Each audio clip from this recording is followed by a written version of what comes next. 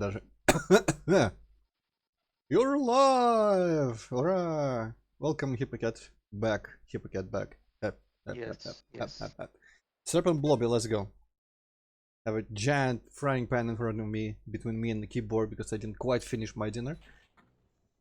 And I'm gonna wait for some long cutscene or something to eat the rest of this buckwheat thingamajig that I made. Right, where's the... Just gonna wait until the stream preview shows the actual game footage and I'm gonna... Yeah, okay, at least I'm moving the mouse there. Good enough. Alright, so...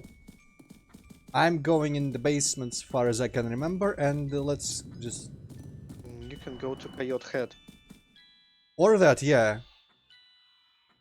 But I think you said there were 2 levels left in the basement. Yeah. At the very least. The You one got that's... 7 stars, right? I think yes, because I did the box. It wanted 7. Yeah, okay. You've got Slum Grotte and Lava Grotte. So I'm gonna check if this thing still bothers me. I'm expecting this to be an exit from somewhere, but... Also, is it? I guess this music is just loud. Never mind. Do you want a spoiler about the thing? No. Okay. No. So, Slava Grotte, and where is the other place? The other place is... I guess that's the ice cave, I've been there. It's next to Waffenfabrik.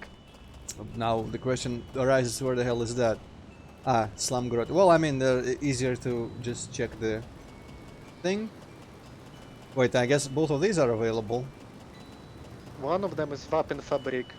Yeah, Another one is Slum Grotte. that makes sense, You yes. did Waffenfabrik already. So why is there still a... Oh, I guess the force... That's not even a force field, it's just dark here. And apparently I opened this place as well?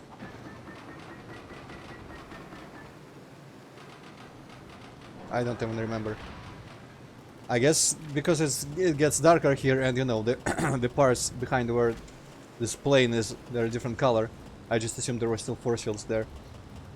Okay, I don't know what slam is, and I'm not really wanna make a guess until I go there. I'm gonna go Lava Grotte first because I wanna see that level that I'm guessing gonna look like the level from Tonic Trouble from yesterday. I also went through the bosses on hard difficulty, through the remaining bosses. They're certainly more annoying on hard, so good luck. Makes sense. Did you... I mean, are you rather noticing any difficulty changes between what? Besides just like combat stuff?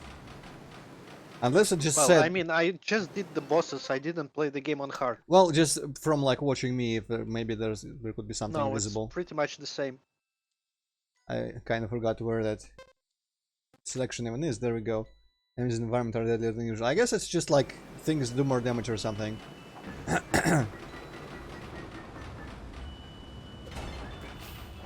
Lava cave entrance. Let's go. This level has the nice music that I like, because it actually feels like video game music. Well, I don't know, there's been quite a selection of tracks previously that I kind of enjoyed as well.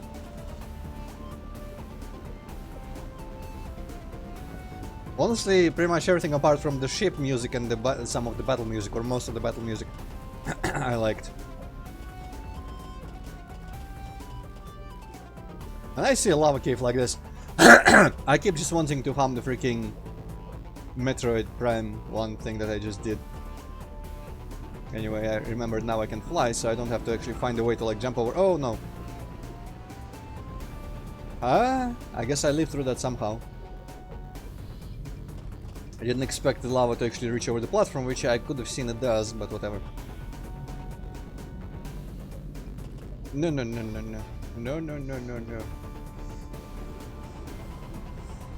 Hey, Win.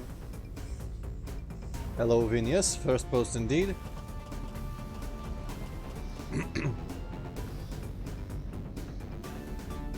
Yeah, this track's cool. Though I probably wouldn't have singled it out if it was just me, like, unbiasedly, uninfluencedly playing the game. Also, I don't know, it's just I just like it the most. Yeah, that makes sense. I think so far I like a few previous ones better. I don't remember them very well or at all, but I feel like I remember them. It's like the impression being slightly stronger.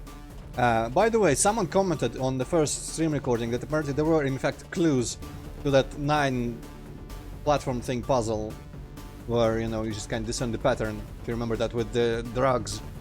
Apparently, I think if you're on drugs or if you just do something with the grass, there are particles around the next platform you're supposed to stand on. Maybe you can check that really quickly. I replied to a comment saying that I would check it, but now I think about it, maybe you can check it easily. Do you want me to do it now? Yeah. Meanwhile, I'm just kind of exploring here minorly. Let me finish my tea first. No, I want you to do it now! Do it now! Oh shit.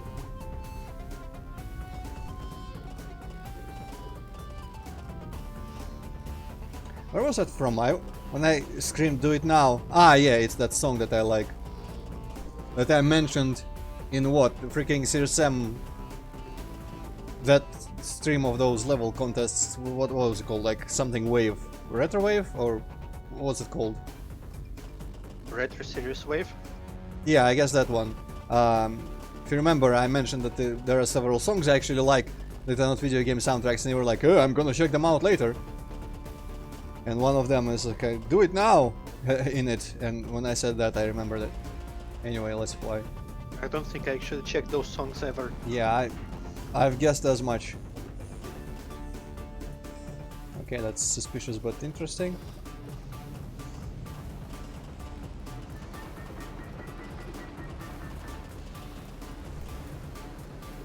That's strange. I guess that's just if you want to run through real fast or something. If it was me, this actually kind of reminds me of a secret in the map 01 of Shit Haha that I like, the new one, where there is a switch that looks like it would do a really obvious thing, but because you actually never need to press that switch, just the circumstances are such that you never need to press that switch, you probably don't find out that it actually does something completely different, opens a secret door elsewhere. And here I almost thought it would be the same setup, so you like run through because of that pressure plate, you never have to press the switch, and you press it, find out it actually like stops the fan, opens the door or some shit. Anyway. That's interesting. I guess it's one of those things where just like if you want to run through real fast, one time they throw you a bone.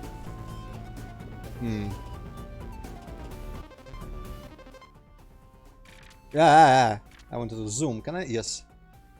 So I guess, yeah, that's where the camera is pointing. I'm looking away from it, so it's gonna be I guess some sort of tunnel that goes like whoop whoop, and the entrance is past this little wider area.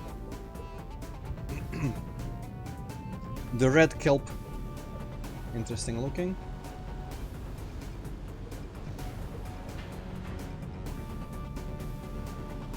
Okay, that's pretty low though. Where there's a balcony there and some lamp looking thing there and that thing. Okay. Now how do I better climb in a narrow place like this? Can't really make circles. If only I could like spin around efficiently.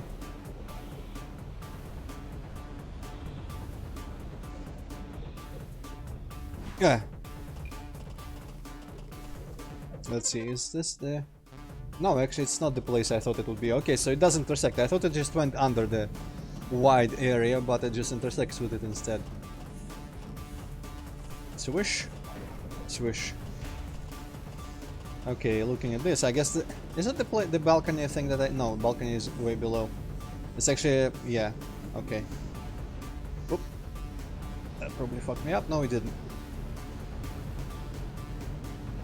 Okay. What if I run on the wall? No, I cannot, because it's a slightly like slanted wall ceiling type situation.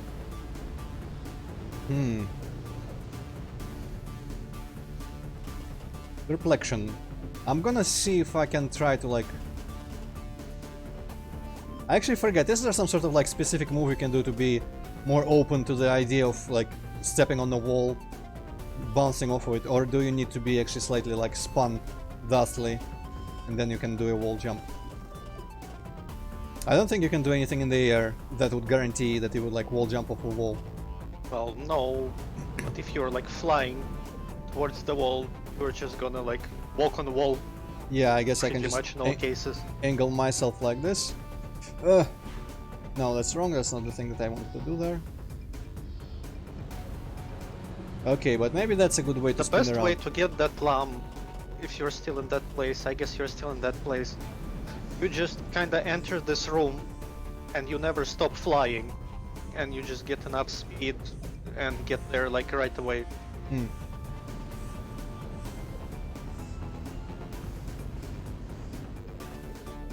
Yeah. I kind of feel like having fun with the wall jump.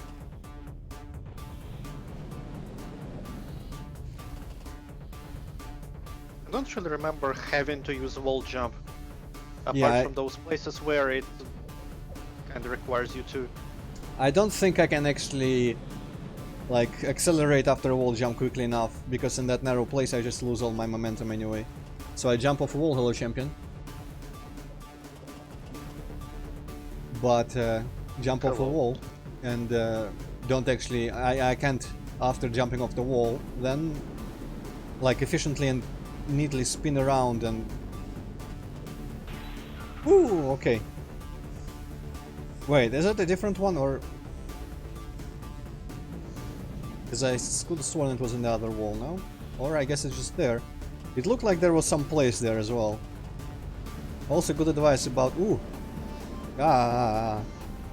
Good advice about just using the speed you get from like flame out of here.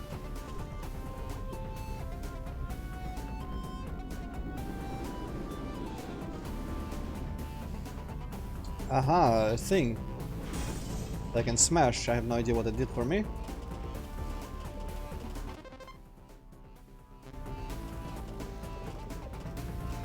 I'm guessing this exits here. So wait. Wait, what? Why? I'm gonna check that balcony place and go the other way there. Because it looks... Oh, shit. Well, maybe not. It looks like that would go back into the tunnel. So what, like you could just...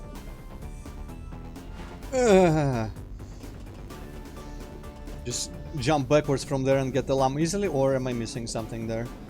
Let's see. Yeah, that's true, Antroid. If you get high on flowers, it does show you which button to press. Interesting. Well, the pattern was actually very predictable anyway, so it wasn't big a hassle just to figure it out. Well, that's interesting. I guess I probably could have flown this whole way from the mushroom.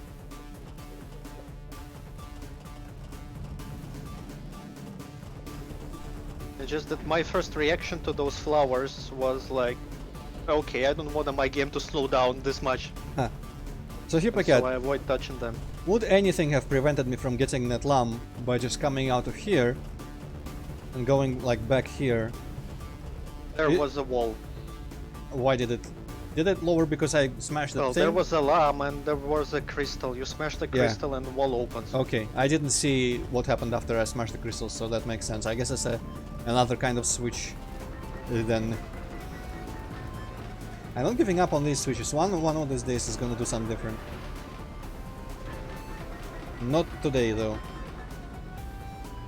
Or like this one, instead of opening the door back, would open a secret. Oh well, maybe it's not that This kind of isn't game. fucking Doom Antroid. It should have been. What's this freaking paint me like one of your French girls coyote jackal thing? Interesting lava texture. Much pixels. I'm suspecting something below that place. Or maybe not. And my nose is itching. Don't wanna sneeze loudly on stream. Okay, don't see any specific places I could fly into or something. This sounds a little bit like Sonic, every now and then, parts of this track. I guess it's just like one instrument that does it.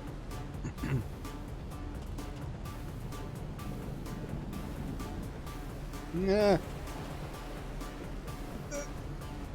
F. you kidding me? Ugh. Wow. Well, at least there was a quick save, but yeah. Like, how are you not able to just float in one place at the very least? I understand physics and whatnot and being a challenge, but it just does seem plausible from the perspective of this creature. Probably shouldn't have done that. Yeah, let's just restart. Woo! You know, when I die, I behave kind of like San Andreas pedestrians when you kill them. Just like lying angel slash T-pose, but conforming to like the angles of the environment to land on. Was it though? How do you know that, Vim? Yeah, well, I'm continuing, I guess.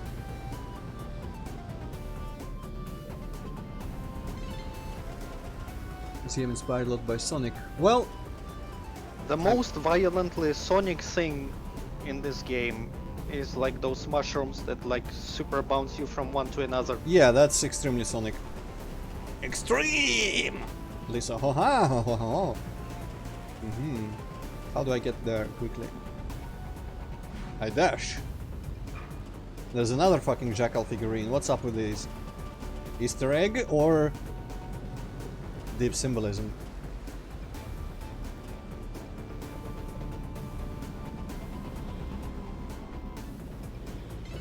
I plan to steal not like a whole just idea, but kind of imitate Sonic Robo Blast 2 lightly with horse game. Rather wanted to do a thing that upon reflection seems like it's conceptually close to one aspect of Sonic Robo Blast 2, which is for me just to prove that it's a good idea.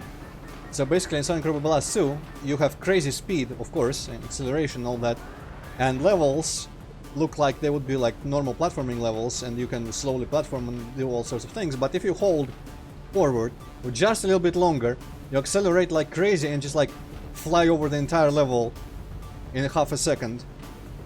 And of course it's only viable when you know where the hell you're flying and when the enemies are dead or whatever, the obstacles are cleared. And so kind of want to do the same thing for horse game that would allow like wide open spaces, and the sprint would be a thing that you would be able to like achieve a lot of speed, but mostly if you have the place to make a really long running start. And so it would be like, it would end up crazy fast way to navigate wide open areas, but that would like really harshly hamper your turning radius rather, and otherwise dexterity, but it would be a good way to just cross long distances. I hope it's as fun as just flying the shit out over every level on Sonic Robo Blast. By the way, everyone go play. I think I mentioned it before, but everyone definitely go play Sonic Robo Blast 2. Got an update recently, and it's really impressive on its own as like how it's designed overall as a game and what they were able to do with the Doom engine.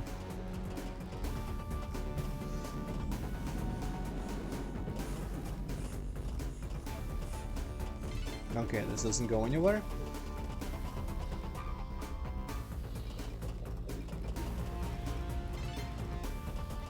Oh, catwalk. Nice indication that there is a save there, though I was kind of hoping it would be the main way forward and I would feel smart for checking under the ceiling instead, but I guess the under the ceiling part is just the actual way. For some reason this tunnel reminds me of something from episode 2 of Duke Nukem 3D. There was like a red lit tunnel early on somewhere like in level 2 with a lot of those suicide drones. Woohoo! Bird my tail.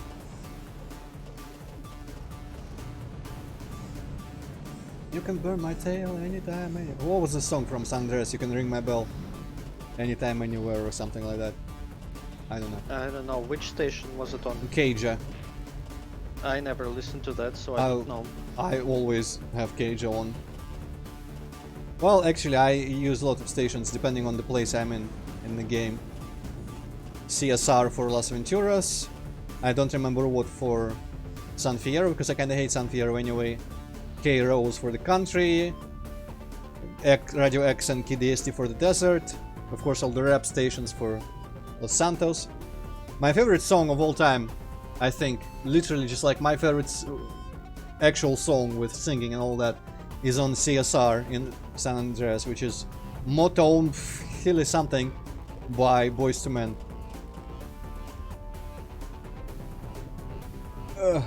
Like literally, I've never heard a song that's as cool as that one.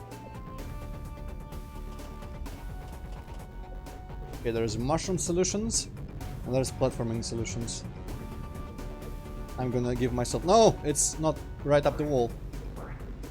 I was gonna say I was gonna give myself just to the mushrooms and surrender my control, but didn't work out. Okay, nothing on the platform.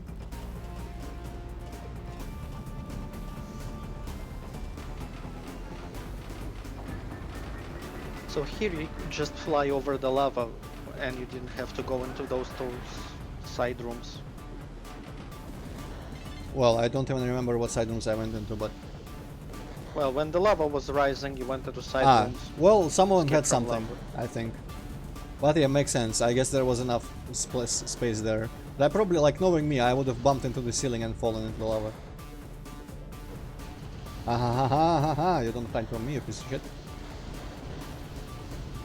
Yeah, stop rolling. Why would you roll from being in the lava? That's pretty dumb. How would extreme temperature that melts your skin make you roll?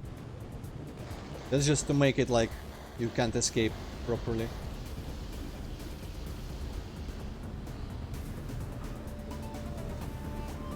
Phew, okay, that's kinda tight. It was totally worth it to get just one blob. Well, I mean, 1 lum or 1,000 lums is the same. I need them all, so they're all equal value. Okay, that's something. Dash over the top. I'm just memeing. They could have put at least like a couple there. I guess, but still doesn't really matter anyway. Even the like ones that have 10 in them, honestly have no reason to have 10 in them because it's just still one. Either you care about getting all of them, or you don't care about them at all. I mean, I guess you get like results for specific numbers of them. I guess that would make some sense if you want just some of the rewards, but not all of them. Well, you need the blobs to open levels. So there's that. Yeah, I guess no matter what, you have to care about some of them. Okay, yeah, makes sense. Alright, Also, so... good fucking luck with this. Circular thing. That looks like the exit. There's something on the opposite side, so I'm gonna check that little opening in the wall on the map. The triangles. Maybe that's where the eye is This gonna isn't be. super difficult, but I fucking hate this place. Interesting. Okay, this is protected by a force field. I'm guessing probably the blue thing, and the red thing opens whatever else there was a force field around. The middle. Good thing I saw the blue thing. Kinda reminds me of that time you like... Whoop! I hope that saves me from death. Oh, yeah, it did. It spawned me literally like in the middle instead of on the tentacle which I was about to touch. Kinda makes me think of that little place in Conker's Bad Fur Day with the cogs. We have to run in a circle and chase them and like smack them with the iron pan.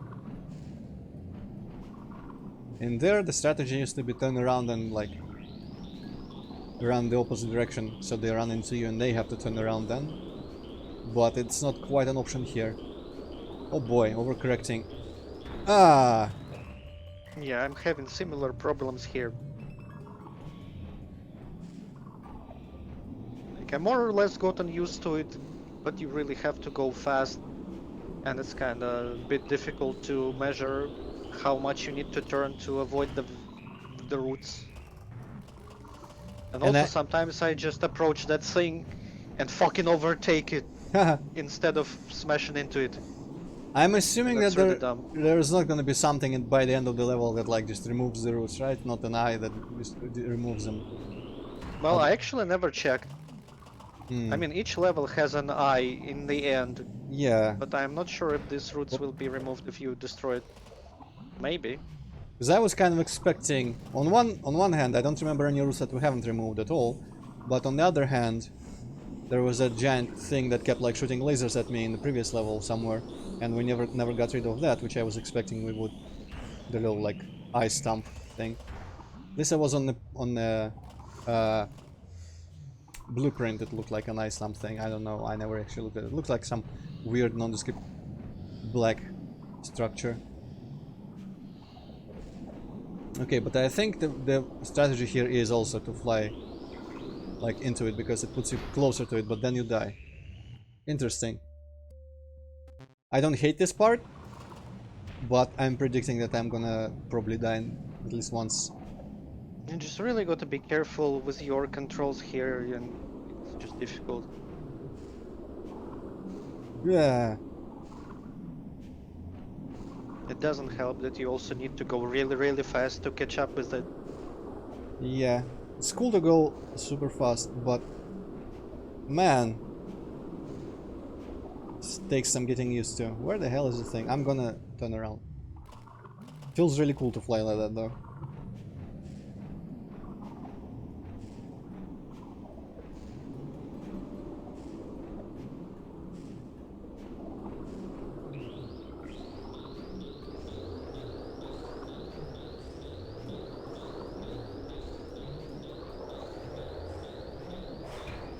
Ah, well, I didn't overtake it.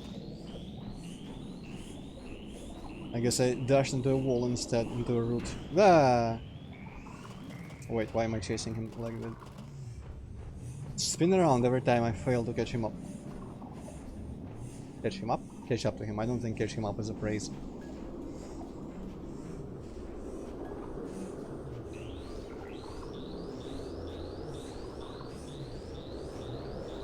Ah, no, get off of it. Haha.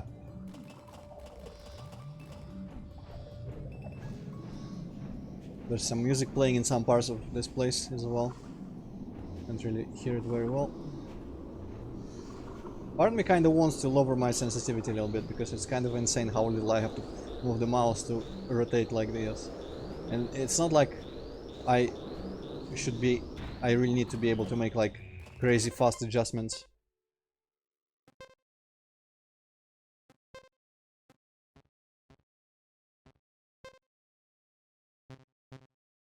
Wait, what was that? Skin what? Controllers? Maybe like preset. No. I don't know. Skin really feels weird. There are actual skins, but they're called disguises. Uh-huh. Okay, this is slightly better. Maybe I overdid it a bit, but it's better to not like accidentally overcompensate. Hopefully it doesn't impact my flying ability otherwise. Ah! Yeah, cannot trust the dash completely. No, I kind of overdid it. It's kind of horrible now as well. I'm gonna put it 35. I never actually touched that. Probably I should. I kinda got used to moving the mouse very lightly while flying. Maybe it would make it more comfortable. I just hope I don't sabotage my practice up to right now with this decision. But I should be fine, I should be able to adjust. Okay, that one more death prediction came true, so I hope I won't die again, because I only predicted one. Bah. At least they made the hallway actually properly wide. Imagine if it was the width of those freaking like timed little grating tunnels outside.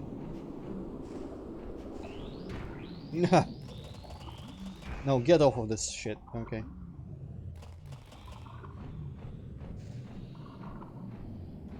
The only annoying part about the physics and controls is that sometimes it feels like the character isn't just isn't doing something she is or should be capable of doing, and she's like too dumb or slow to do it. Case in point, the freaking rolling.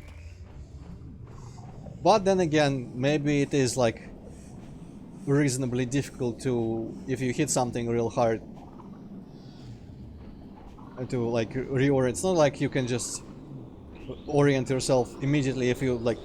I can't even imagine rolling in the air like that, spinning, but to immediately understand where is up and down, I can't imagine it being easy as well. So I guess it would make sense she needs to actually like come to a rest first before she can unfurl the wings again. but it's something that, you know, you kind of expect game characters to do, so it's annoying. Just not for a reasonable...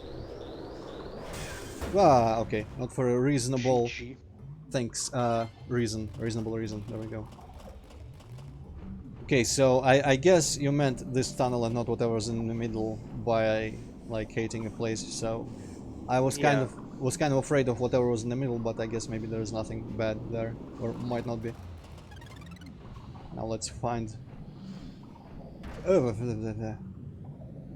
I don't know why I even bothered saving. I guess in case I just fly into these on my own without chasing the crystal. The blue arrow here.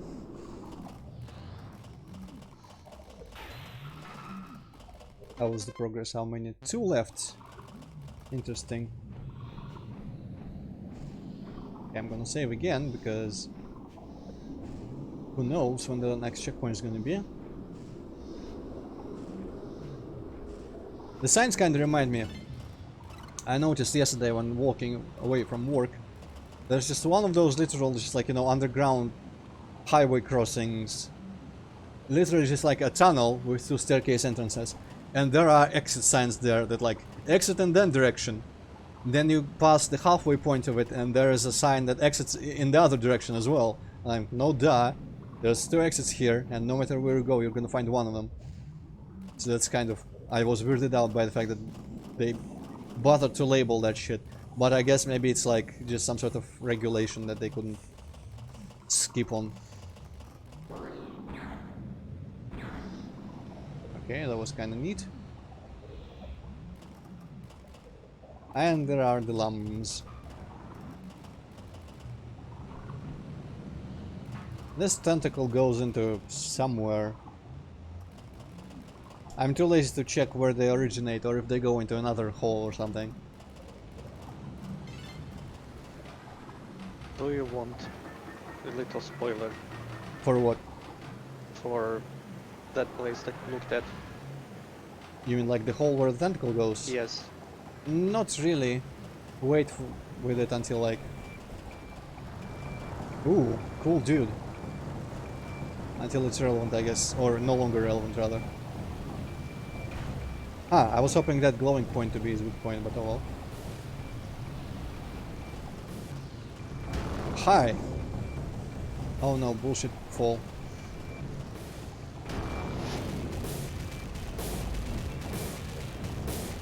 Ah, I see now. Well, not really, because I don't see how I stay on here without dying.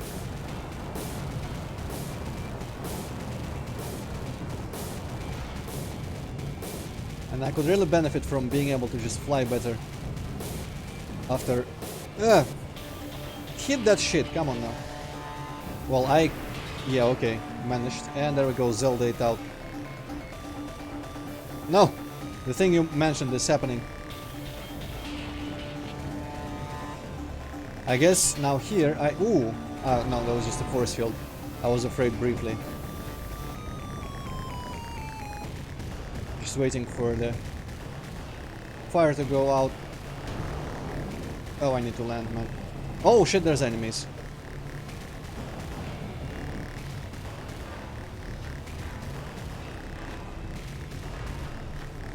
I'm probably dead, yes. Okay. Is it just time or do I need to be doing something? Let's find out.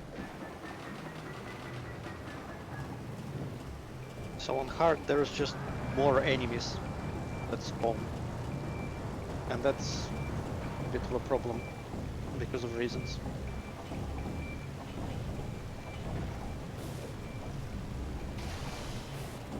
Just haven't been really... Well, I mean, I've barely fought him, honestly, but they didn't seem particularly relevant. Okay, let's actually just stay around him here and see how actually easy it's gonna be to dodge his shit. Just like it was easy to fight the tank.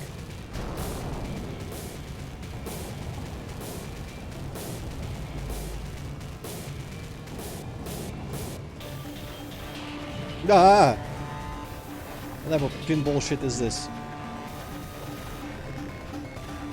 Okay, this might...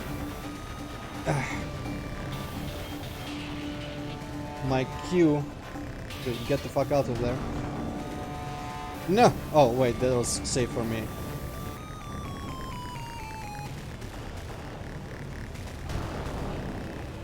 I would kind of expect the enemies to die from his attacks, but actually, all but one seem to have died.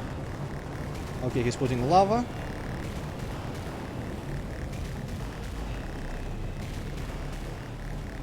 Oh, that was probably horribly mistimed. No, it was fine.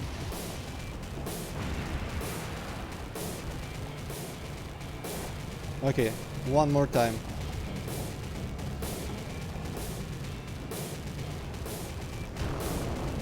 Yeah, he is slowly killing them with that shit.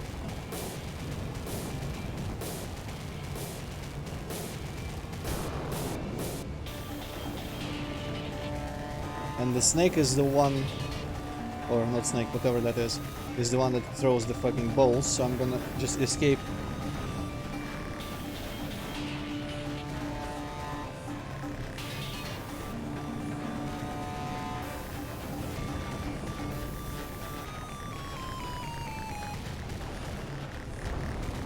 Well, that almost worked.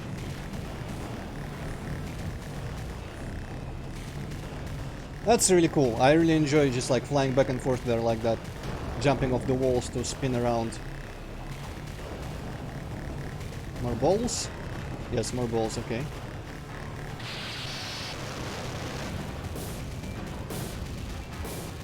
Ah, what the...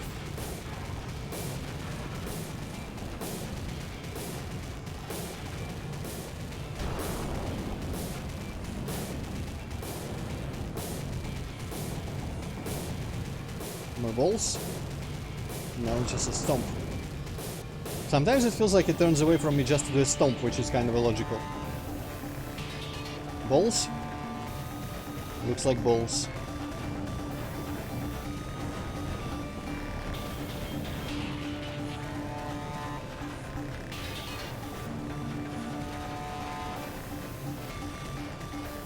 Stomp. I'm gonna... Okay, I missed that ball just by like a hair.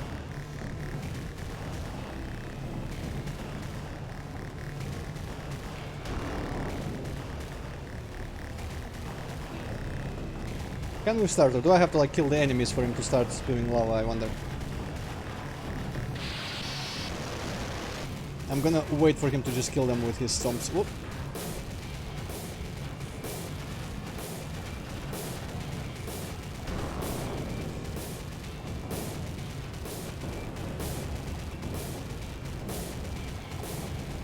For a second there, the camera looked like it was actually locked onto him. Not controlled by me. Okay, that guy's nearly dead.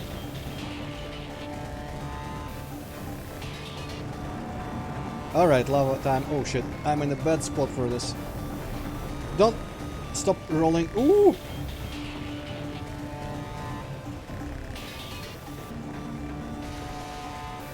Doused, bitch.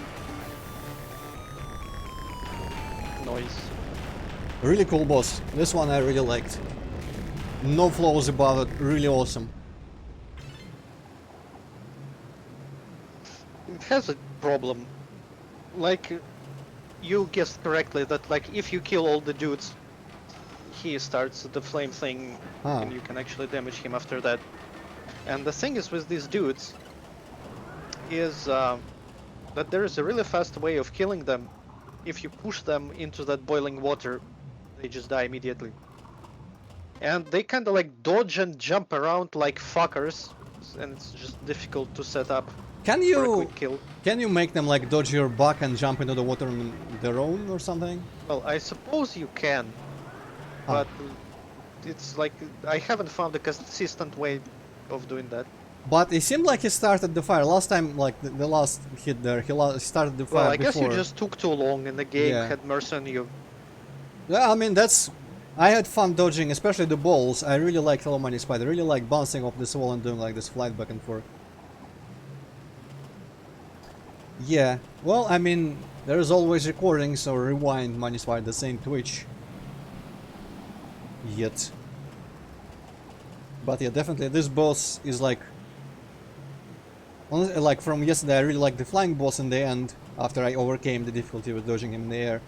I guess in the end I kind of liked doing the Pegasus guy only when I figured out my way of killing him. The process was fun to do. The cat, I would have to like refight her again because I don't even remember what I started doing to kill her, because I remember that she like nearly killed me, and with the last health I was running around and just like doing something better and doing something right. I don't remember what I was doing to her, but now with the knowledge of like the standstill dash and everything, I kind of want to refight her, but maybe that's an option later. We'll see.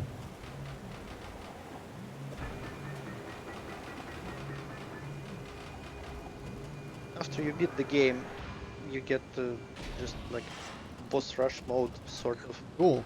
I where guess you can fight any boss. is that where you are replaying them on hard?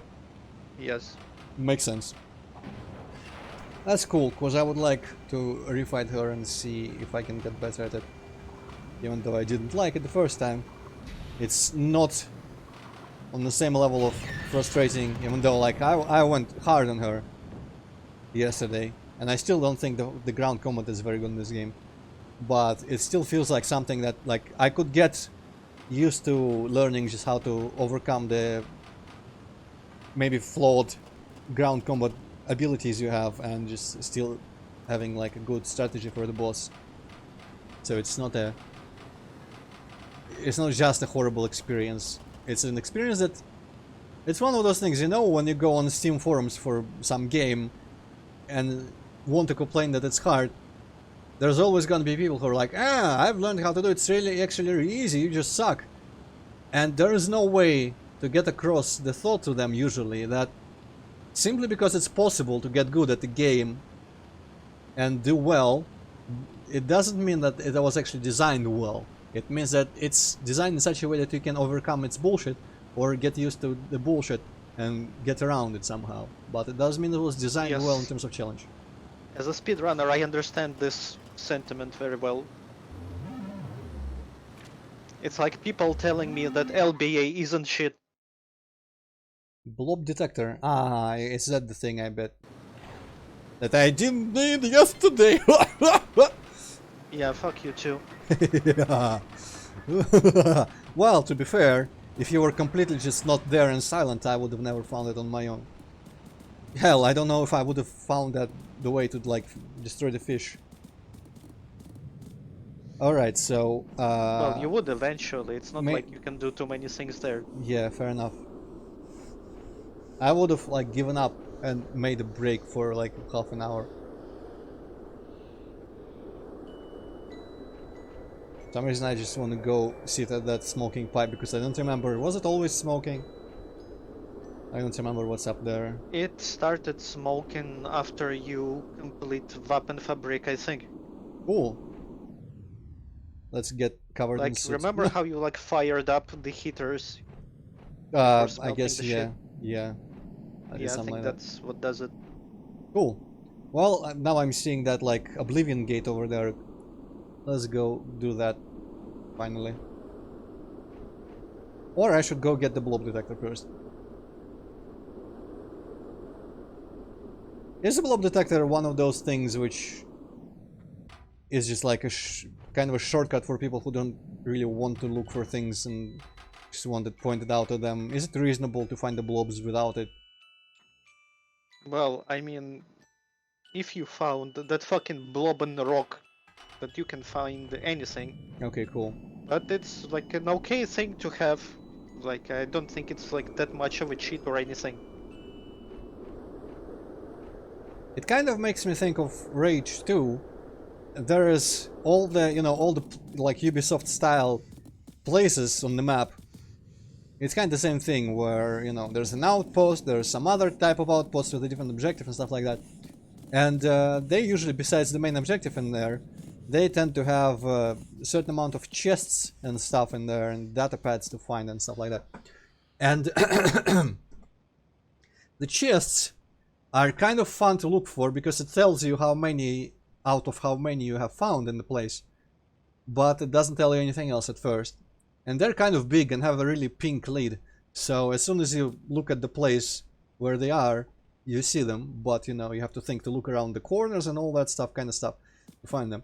But as you progress and upgrade yourself, you get an ability to, you have this like kind of proximity sensor thing that does the little indicator on the top of the HUD, how close you are to the nearest thing like that. And then you get an ability where you can just see them through walls, and it kind of diminishes the fun of finding them personally, but at the same time, you know, it gets really old looking for them in always similar outposts, so I wasn't too upset about having that upgrade in the end. But it could be one of those things where like it could be like a cleverly hidden, simply but cleverly hidden llama like around the corner, like you fly through the tunnel and there's just like a small barely visible opening in the ceiling or something and you only see it from behind it, stuff like that. But if you have that detector, it just points them out to you. It's like, it seems like it would trivialize llamas hidden in one of the ways that they can be hidden. Like there could be llamas behind the grating that you see there, but you don't know how to get there. It wouldn't help against those. But if they're just like near your path but hidden behind something, it would trivialize those. And those are actually my favorite. So I'm gonna hold off. Okay, so let's get the name for this place. Jackal's Maze, literally, okay. I guess it's a maze. Amazing. Att fara alle hab done some throwing. Ooh, that's a lot of geometry. All of a sudden. I wonder what these tell me again, because unless it's a new thing. Yeah, they're new. With the right technique, you can use the dash attack to climb any slope. Oh, what? Interesting. So I guess it recharges just fast enough. Landing instantly refills your stamina. You can temporarily land on most walls or even ceilings by rolling or pitching so that your legs are pointing down. Okay, but how do you roll in the air again? Q and E. Ah, that kind of rolling. I thought it meant this kind of rolling. Yeah, I guess you can just like run on the side of a wall using Q and E. Huh. So literally if you touch the wall you refill your stamina then, if you touch it with your feet. Interesting. Yeah. That's pretty I cool. didn't find it to be very useful. Oh, these are not even platforms. Okay, makes sense. It seems to me like it's more of a... well, there we go. More of a thing that, like, you know, they noticed that it was happening because it probably detects, like, you touching something with your feet or something like that. And they were, you know what, like, it's a cool technique that might not be overly useful. We're not gonna design levels specifically around using it, but it's a cool thing to live in and not make it so it detects only if you stand on the actual floor. And I feel like there are a couple things. Remember, I think last time, with that little spinny thing that launches you, I kind of thought it was similarly designed in such that they just experimented, they found out what it did. Okay, interesting. I guess they are timed, and this is the hover technique.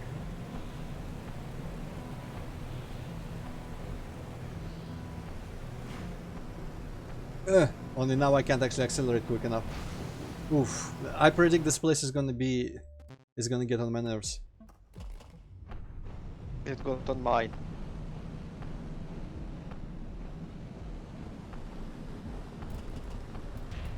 Okay, there is a better way to turn around after a wall jump, I guess.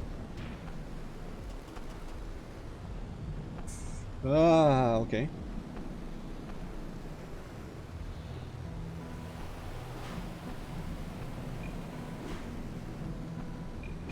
Yeah, well, good enough.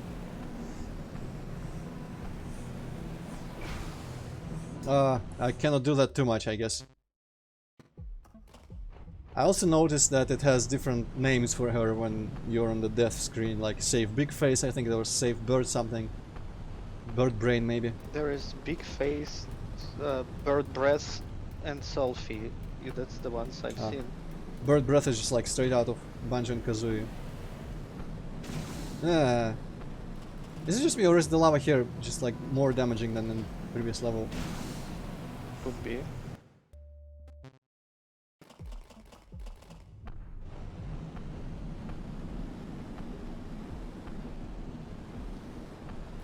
Oh, whoop, didn't even touch it. Restart! Or... it's already gonna run out. Yep. Restart. Actually, it says Sulphur Nimbus fully.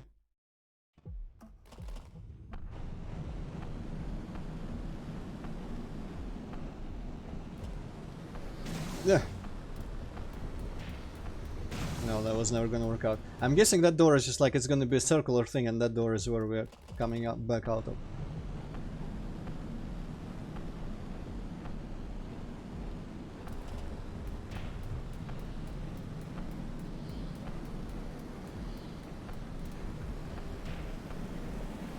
Yeah. Stop rolling, you fucking...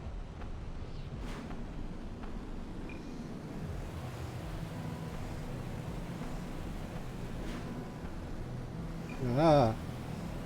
Okay. No.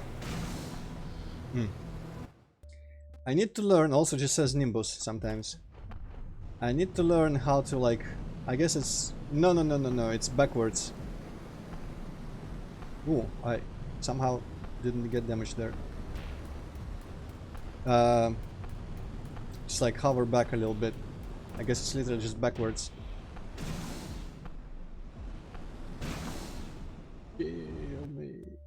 Sulphur, so it also has the Sulphur Nimbus or Sulphur Nimbus as variants. Makes sense. Yes.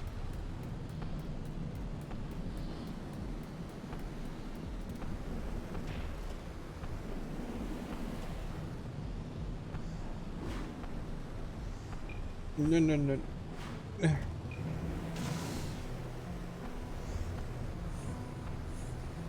Ha! I can apparently go neck deep in the lava and not actually get damaged.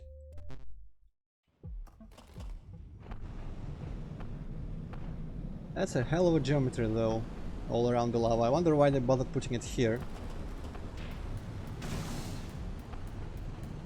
And not really, let's be honest, anywhere? Nowhere else in the game is there this much detail graphically. Oof, I forgot my wings. Retract when I do that if I don't hold the FAP button.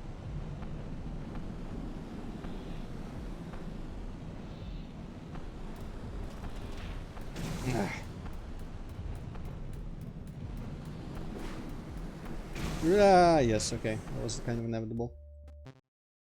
I don't know how soon the next checkpoint is, but I kind of wish, or I kind of hope rather, that I can get away with just tanking one of those lava falls. Because screw you hanging in the wind. I didn't like it during the tutorial for it, I don't like it now. And I really don't like this turn. I've only played this level once, and then I decided it was already too much. Yeah. So I don't really remember, but it may be that there are no checkpoints. Oof.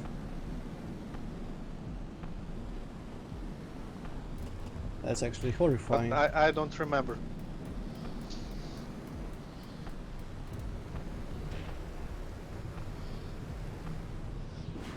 No, why are you pointing upwards, you actual retard?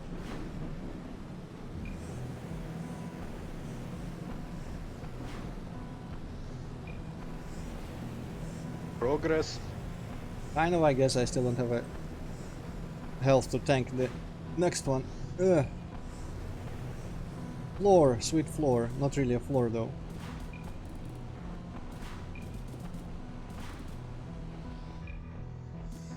No, you, Luis.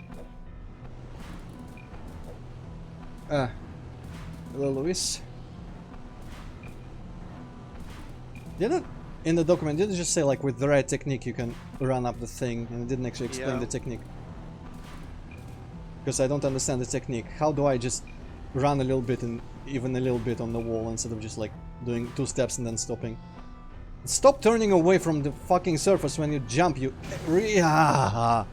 I hate her. Why does she turn around when she jumps off a surface like that? My camera is not pointing there. Why do you need to do that?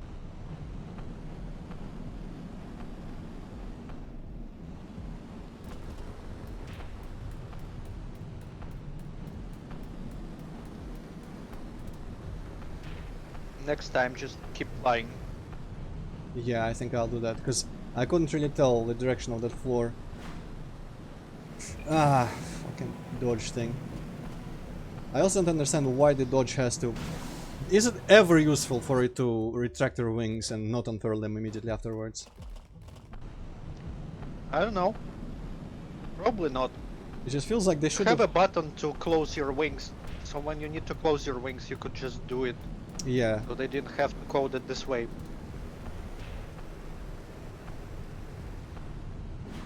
Ah. Well. This really feels like it shouldn't be that big a deal to be able to hover in one place.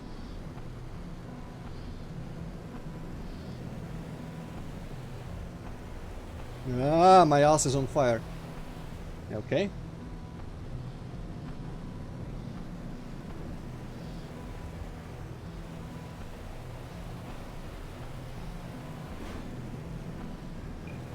This fucking thing. Timing. I'm just gonna gamble. Okay.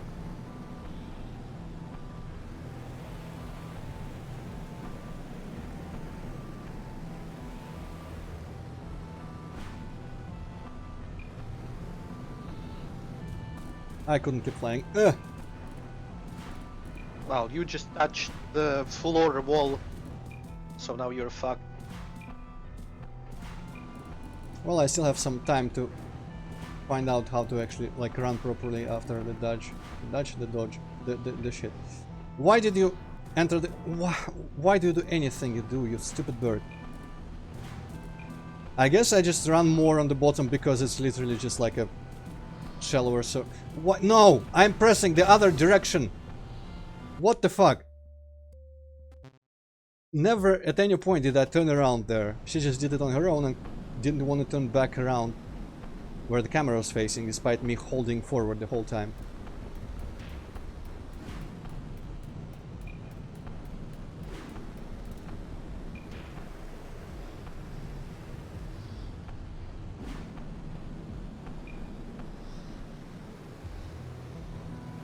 Okay, but I am getting better at the tunnel.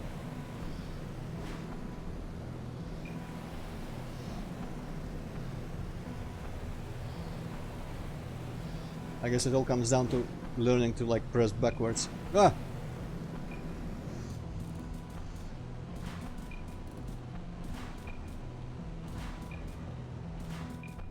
Oh, there are checkpoints. Holy shit, I'm glad that there are checkpoints.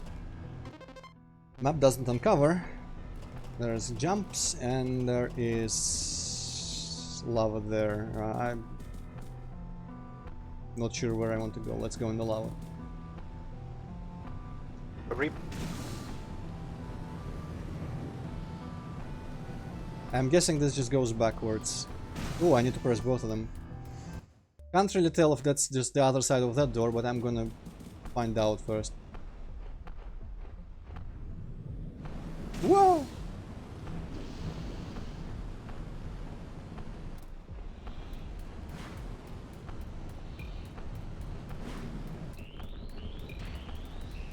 Fly! Still can't tell if that's the same corridor.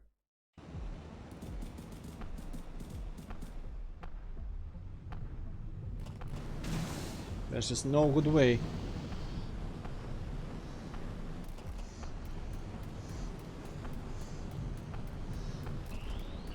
Ah! No good way of that I know of right now to like start flying. I guess I just can kind of like slowly fall and then I cannot break up my fall quick enough anyway. Ugh.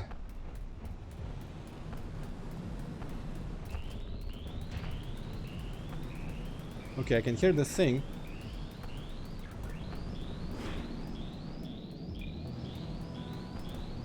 But it's not the same place at all. Some sort of figure 8.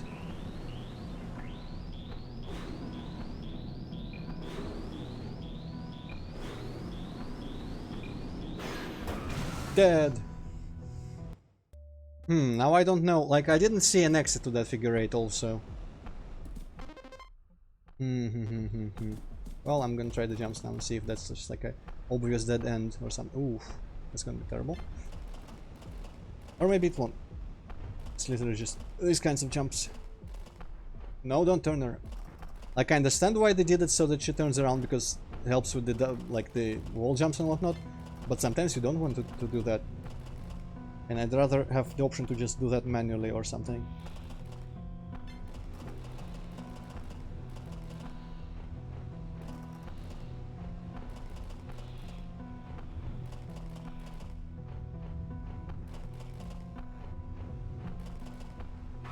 Okay, it is just a thing for the things.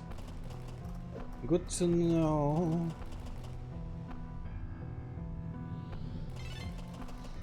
Alright, let's go back in there. No, dude. Nah, still fell. Okay, you know what? Kill me.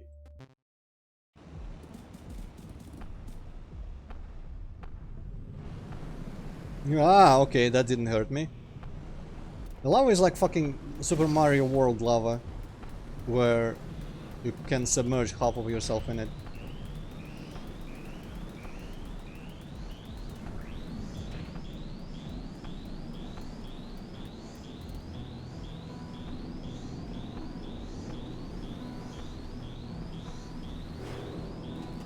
No, don't run the wall.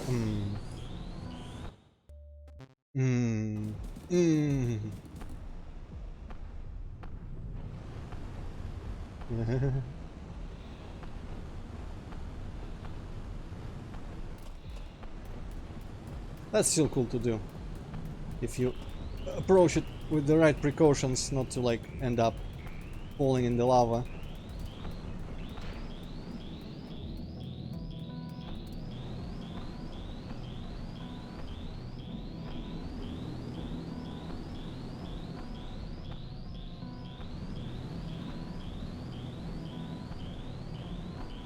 Something in the ceiling actually, in the middle, so maybe that's the exit. Yeah, there's a hole in there. I wonder how the hell I get up there.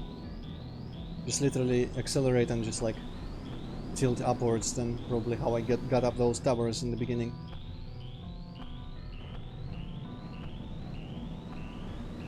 Maybe I should have intercepted it or something, but I'm not confident enough in this slightly tighter environment.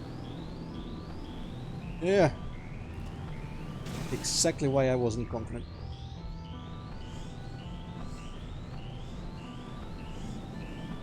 Feels like maybe running on the wall should be like its own button. If you hold it down, she does that. If you don't, she just slides along. Because definitely it feels like she runs on the walls more often than I need her to. And Yeah, that's definitely true, but I'm not sure if a separate button would be a good idea. Because you'd forget to press it all the time when you need it. I'd rather have to remember to press a button than to have to deal with like never touching a wall in a specific way that will cause her to automatically run on the wall. I really hate it when like anything is done automatically, just based on the circumstance, which could have been controlled by me manually. In the games or just like in programs as well. When like freaking Google Docs automatically replaces things with other things as you type. Like, bitch. Really? Well, I mean, I set up some, because there is no good way to input the long dashes, M dashes, N dashes. So I set up that if I put two normal dashes, it replaces them. And also I think I had to set up the quotes, so they do the like double more or less sign quotes instead of the like 2 comma quotes. But now I don't need it to replace them sometimes when I put the normal quotes in. And I have to do like, I have to trick it basically into not replacing the thing. So, are you using Google Docs working on something? Well, I mean, I put a lot of like game design ideas and plans in Google Docs, including horse game, but not limited to horse game, I guess. And ooh, that was a mistake. And also the fanfics, of course, but in those I usually tend to need those quotes. And not always, though. I guess it was just my way of configuring a way to input those symbols in case I needed them.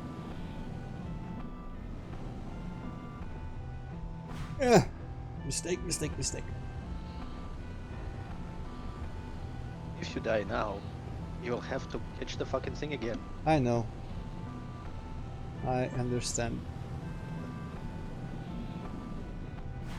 Ooh, please. And oof, you bitch.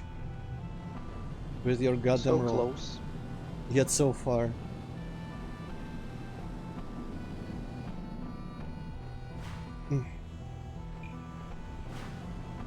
Yeah, I'm gonna be using the dash a lot more now that I understand it better. In the beginning, really, you know what? The dash, I think, overall is a mechanic that is way more useful than you feel in the beginning of a game. Hey, quick save or autosave actually happened before I safely landed, but that was good anyway. So yeah, dash... I don't know if it's a game's fault at all that it doesn't make it feel like a useful move in the beginning because you can get by without using it. But it's definitely something that, you know, during those boss fights yesterday did give me trouble. And during some of the flying in places, if I'd remembered the dash, how it's one of these. I don't know, when I was playing I just started using it right away for everything. Did that really warrant a whole, like, between checkpoints section?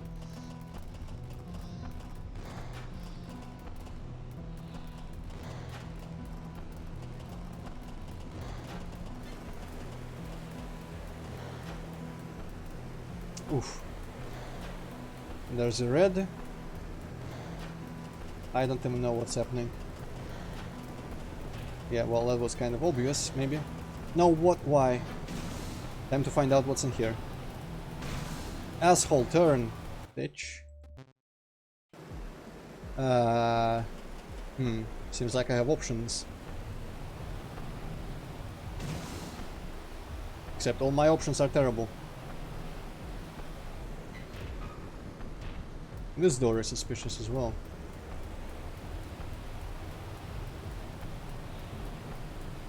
Nah, I didn't catch what was behind that. Huh.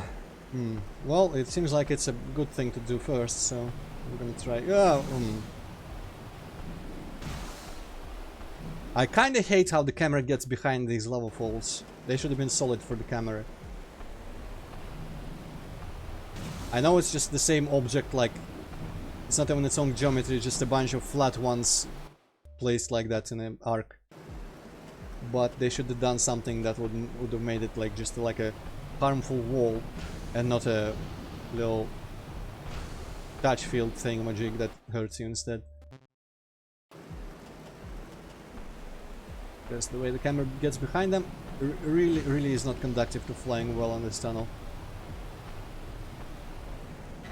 Just like those flying challenges. Except you didn't get any reward and you die if you fail. I still didn't catch. There was some sort of green crystal in there. Could be opening like there... no, there was a green platform behind there, but I didn't see another green wall or anything. Well, let's find out. Ah! Whatever, I can think one.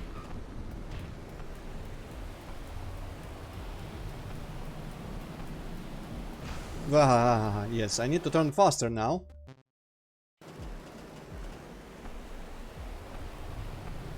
Also, it's good to remember that I don't have to go fast on the way there. That was interesting.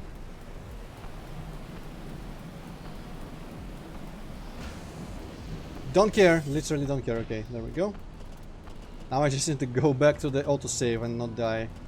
It's gonna be an interesting situation. I don't think you can do it from here. You cannot get enough speed to fly up there.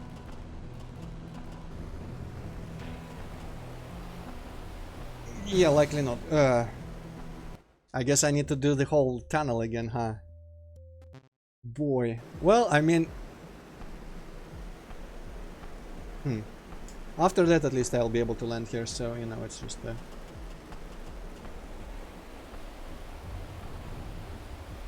No, why are you going down?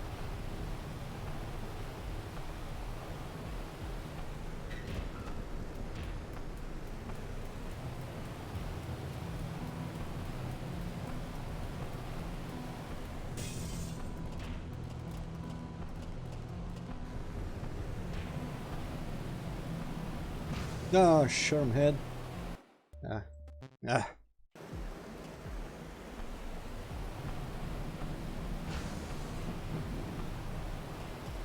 Okay, that was not what I wanted you to do at all.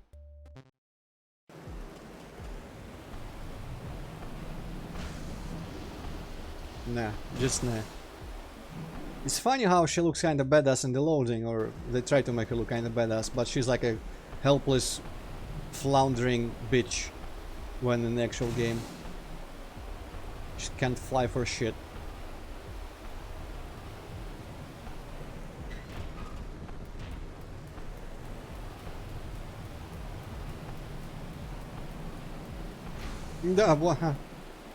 Didn't feel like I touched it there. Sure.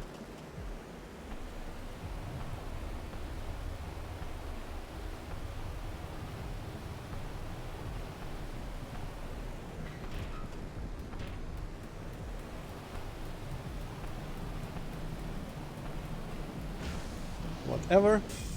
Maybe I'll fly better backwards because I don't have to speed this time. I didn't like... Okay, that time I didn't feel like she was close enough to that wall.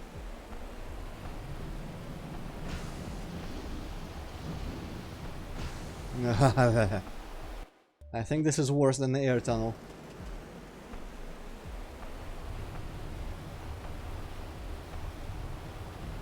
Okay, need to just take it slowly when I can afford to.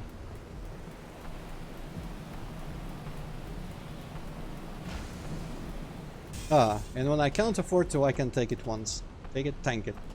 So maybe it will work out. Don't accelerate. I'm also really tempted to dash upwards in order to, you know, not sink in the lava. Oh, there's a thing here. Shit. Ah. Yeah, I should not have been distracted by it. But now that begs the question, what the hell is behind the green then? If there's more over there.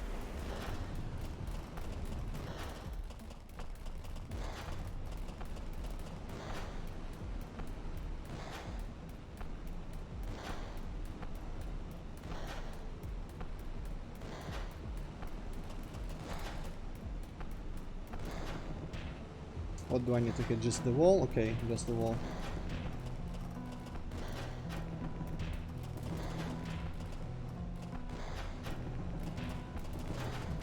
Ah, okay, so these are just a bunch of llamas. Ooh, okay, that can crash. Now how do I make them time differently? I guess make a slightly more direct angle here or something.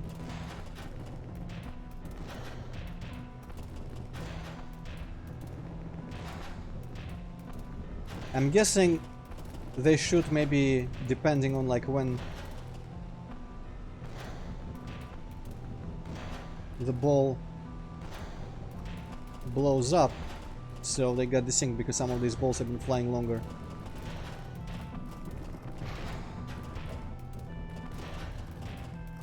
Wait, that one's not hitting at all now, what? Or is hitting exactly when I don't need it to be.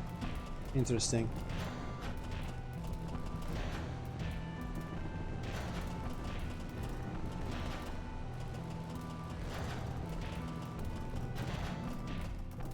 Nope. Shit. I guess that's part of the challenge for this room.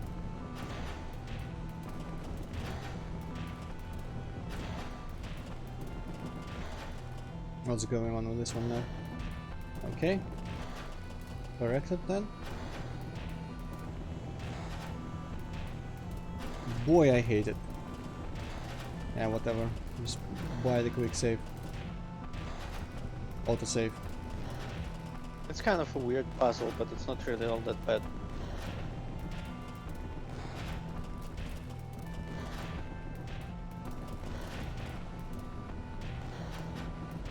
It almost kind of partially feels like the timing thing is not intended as a part of a puzzle and it's just a side effect of how it works. But it also is... Well, the timing thing is like the only difficult thing about this. But like before, the previous part with these, literally just have to align one angle and then it just works and you go and get another checkpoint immediately. So it kind of feels like the next step in this type of puzzle is just aligning two, that's difficulter. by the power of 2, so, you know, and now you get hit with one more of this game's difficulty jumps randomly, just like, yeah, I can make it there. No! She looked back at me as she lay there dying. Okay.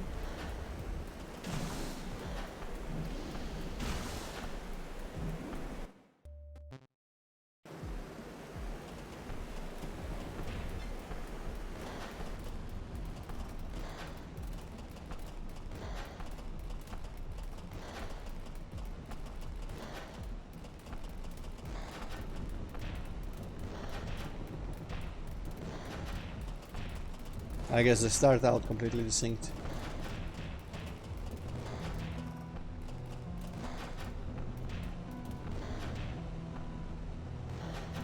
I also still cannot tell if they fire at an interval or if it depends on how long the bomb is flying.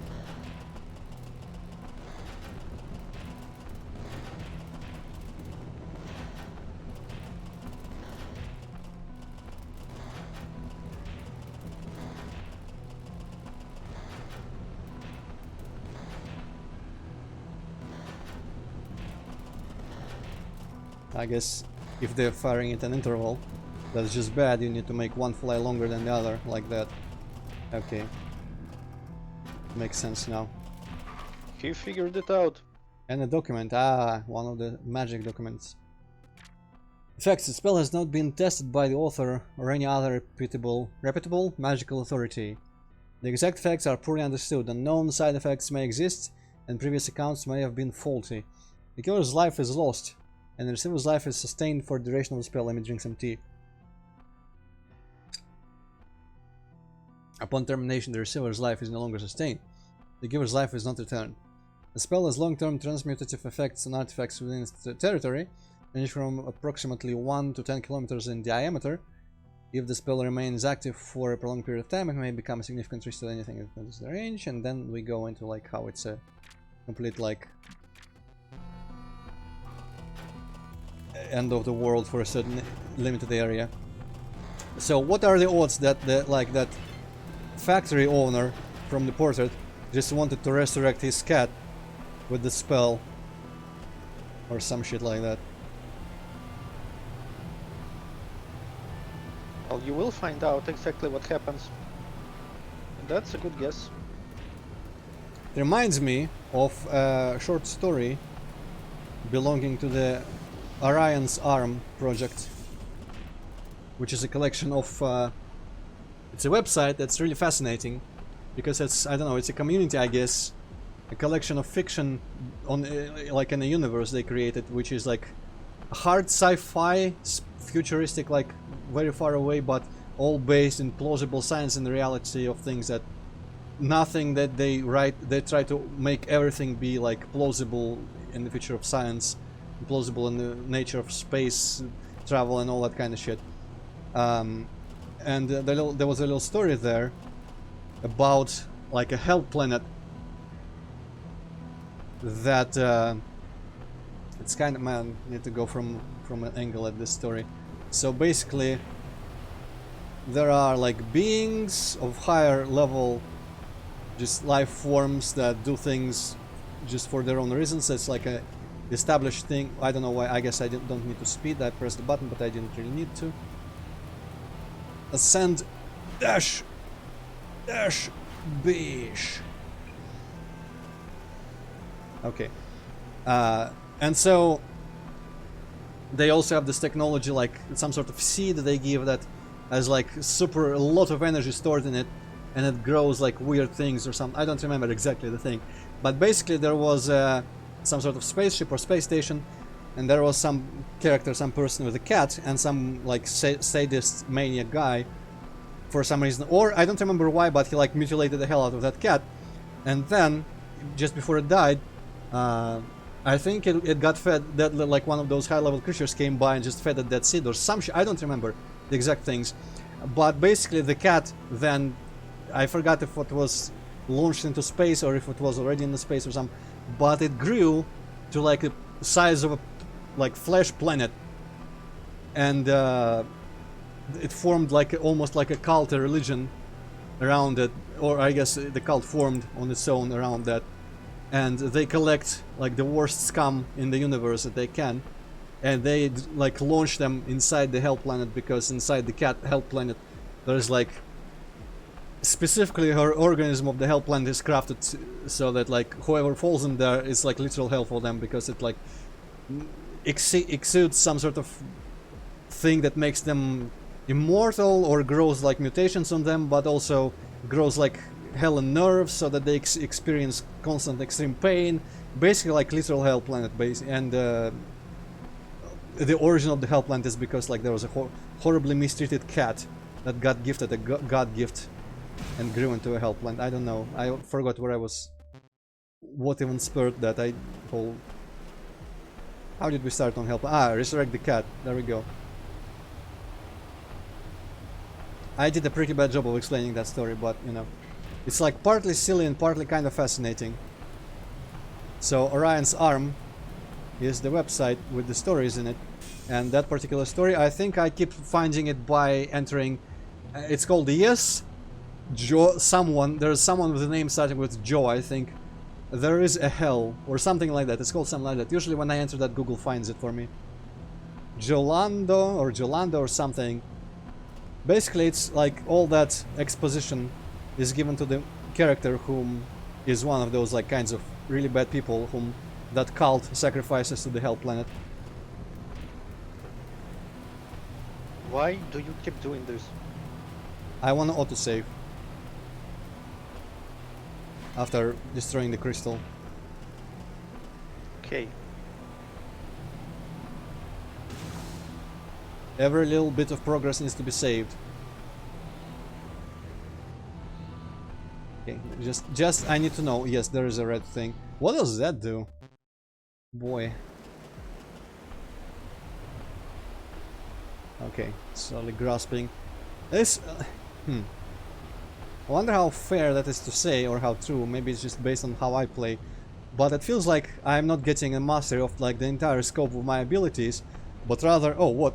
Wait, what? That's it. GG.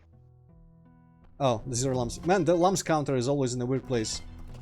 I guess that was it, huh? And the red thing was the one I kept pressing in the beginning. Oh well, cool. I didn't mind that level very much. I actually kinda wish it was longer.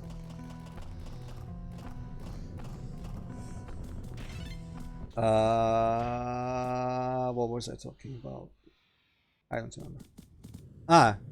The thing is that like I have not mastered all the tricks and all the things I can do, all the aspects of the movement, but each time I get faced with a situation that is hard and demands them, I am able to figure out what to use and how to overcome it. And like I just like not immediately, but it's kind of like a trial and error experimentation. Okay, I can just like do this and hover and point the camera upwards, because I kept forgetting that just because I'm looking down doesn't mean that I need to keep the camera down, because she will fly downwards as well when I unfurl my wings and stuff like that. So I like slowly figure out aspects that I should have been able to know ahead of time, because technically I know all the things in the game, all the like movement stuff, but I'm still not figuring them out ahead of time. Like I need to experiment, and then I find, ah yes, of course I should do that, and for every individual challenging space I keep doing that. And it's kind of weird. Okay, I have 8 things, I think, so there's a door on the 2nd floor. I don't remember if there was anything that wanted more than 8 stars. No. Interesting. The last so star is extra. cool. But wait, okay, yeah, I did do one of those levels that already opened. I guess I opened the other one but didn't go in there or something. So I do only have 1 star left.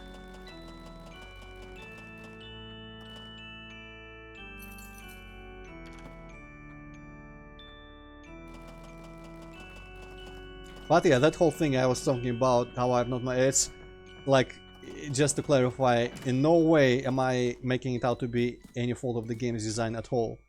It's just how, I don't know, I guess I could spin it in a way that it would sound like the fault of the game's design, that like doesn't teach the mechanics properly.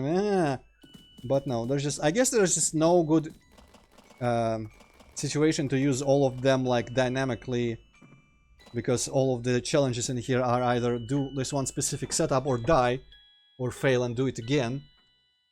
And how fragile my flight is, how easy it is to just fuck up and fall.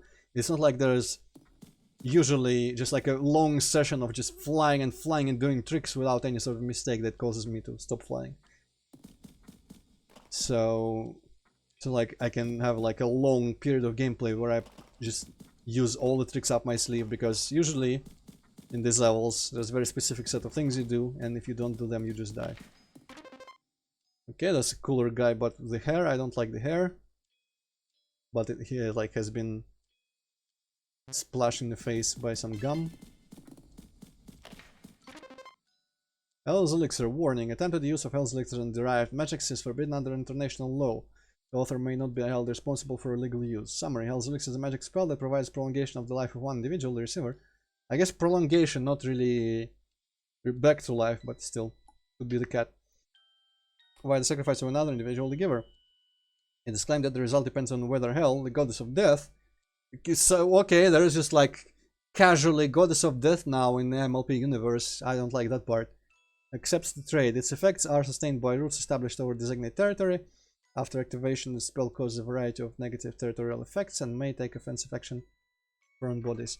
So, part of me also thinks that the person that got sustained life is literally just this dog-cat person who's sleeping there, because that whole sleeping thing under that force field really fucking looks like some just like magic suspension thing. And part of me wants to say that the foreign cat dog person is like Hell, but she has a name, so she's not Hell. Probably. And the cats are just here for no other connection. Yeah, like this is the scientist, and he does have a cat, but also there's that thing which is a dog person, not a cat person. I would say like the cat got transformed into a cat person pony, but that's a dog person pony, not a cat person pony, so that wouldn't make any sense. Where the hell do I go into there?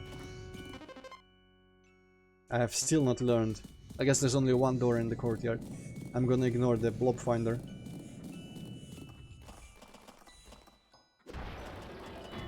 Alright, let's go into whichever the last one was, some grotte.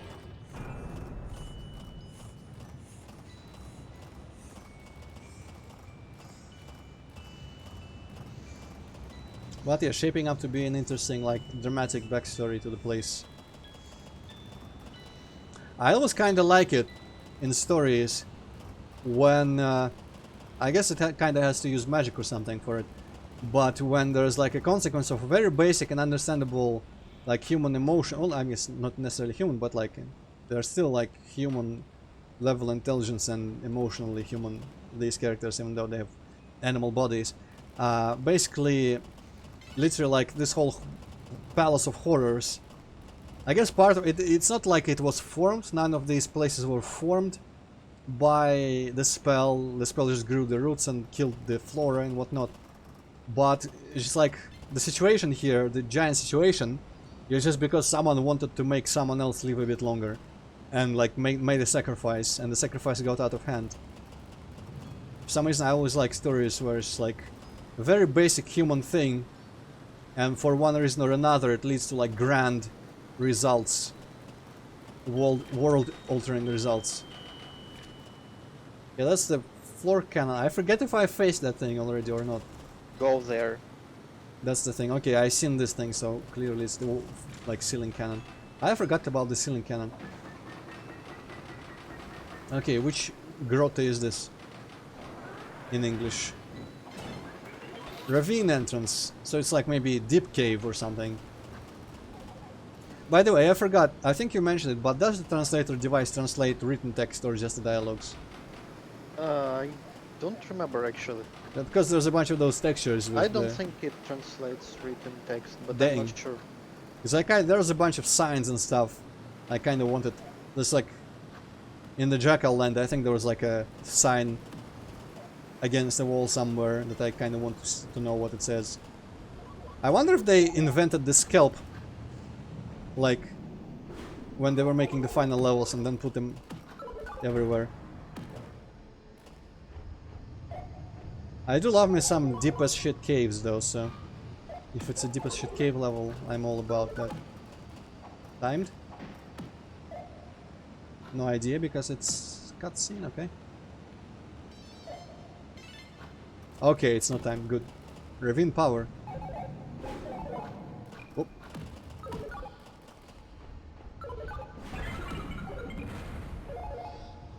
For some reason I keep always thinking that these yellow enemies give me lumps when I kill them, when I clearly don't.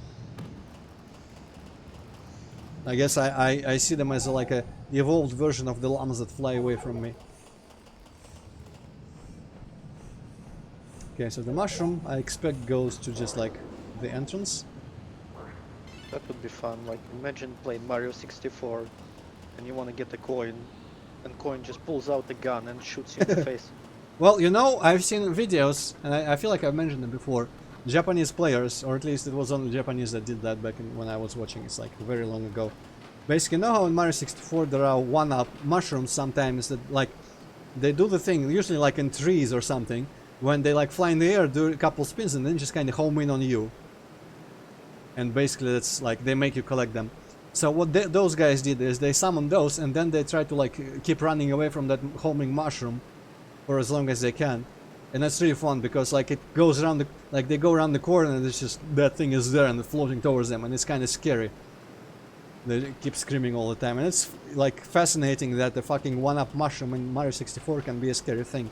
But when you make it your goal to continuously avoid it, that's classic horror tropes that happen, like when you just like see it coming from around the corner in the distance or something, you're like, oh, it's there, holy shit, it's coming. It's hilarious. But I have no idea how to find those videos. It's probably... I'd wager someone must have done this in English by now. It couldn't be such a like unique thing that only those couple Japanese dudes thought to do it.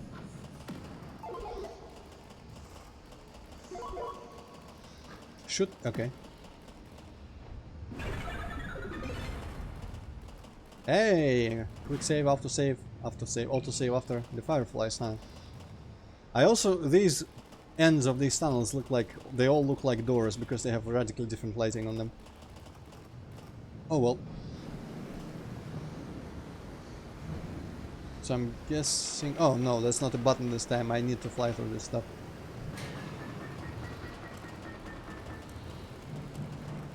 What? Okay, that was really weird. She kept like backing off instead of paddling on the water. Okay, that's an old news thing, but I'm curious what it used to say. Ah, same thing from the Coyote maze. Oh boy. Okay, there's nothing here. Also, this thing is way more forgiving than the lava. Well, this is... like, we're supposed to play this earlier. I guess this requires like fewer blobs to access this level. Yeah, makes sense. Ooh. And that coyote level is like the last level you can access. That means I'm now prepared for anything.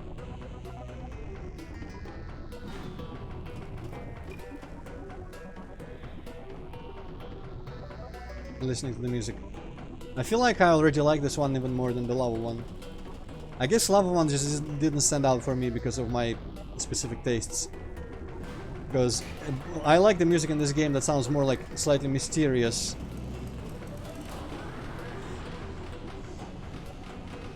And mystical. And Lava Cave was just like kind of generic lava area action music. Not action really, but just like chill lava music, if that makes any sense.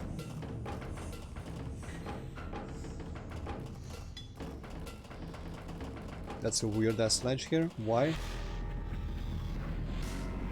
This makes me think of the cave music from Gish level 2 cave. I should replay that. Yeah, really cool. I haven't replayed it in a while, but I really remember liking the music in there. Boy, okay. It's not. I guess I could have just done the whole like circle the camera around instead of trying to fly. Because I wanted to look after every corner to see that there is lumps or no lumps in there.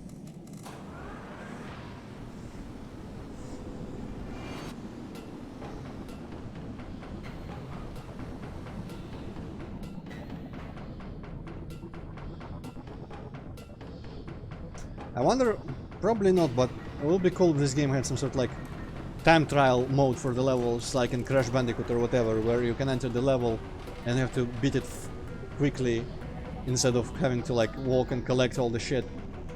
So it would be like a new challenge to the level, and it would make sense to have all these ways that like you can speed up things, not having to press the levers sometimes. You can just speedrun the game. That's boring. I need the game to tell me what to do. I don't want to set my own goals. Okay. Autosave here, please.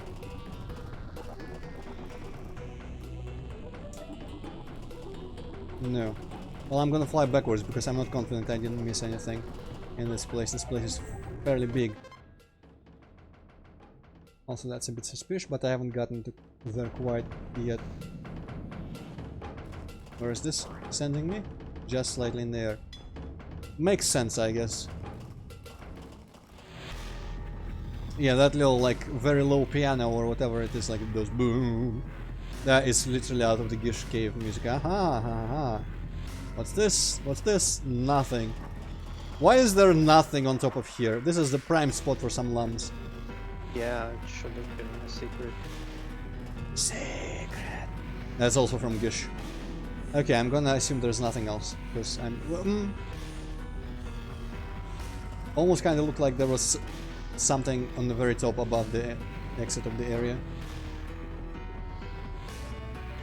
No, it does look like there is. Okay.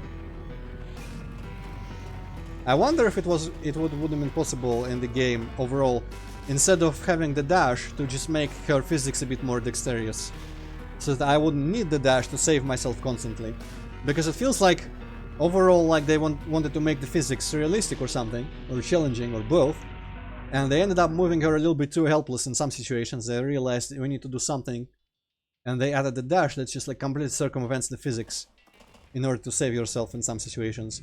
But that feels like a contradiction of like goals for the design, to have a overall reliance on hard physics and then just like a move that defies them, because you ended up needing it for saving some frustration. I would have rather made her a bit more nimble. Why all the backwards mushrooms though?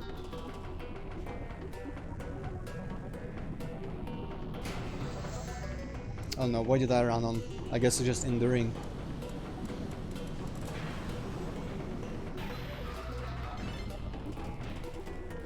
Detour. Ah! That explains immediately. I guess I also already forgot about this little arc here. That explains the point of that little thing opening in the wall.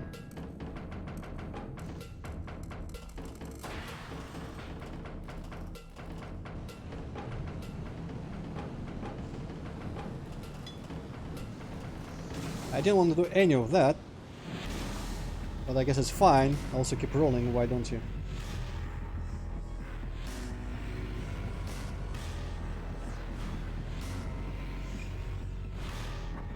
Yeah, the dash is way cheaty.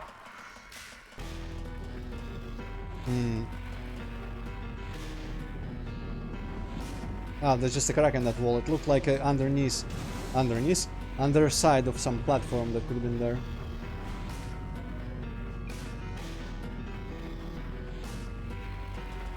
Man, none of these have things that I expect. I guess there's just like was a couple of situations like that early on, and now I expect every turn, every corner that I don't see the back of to have a lump. I wonder if I could have dodged that by accident. The autosave there. It looked a bit precarious.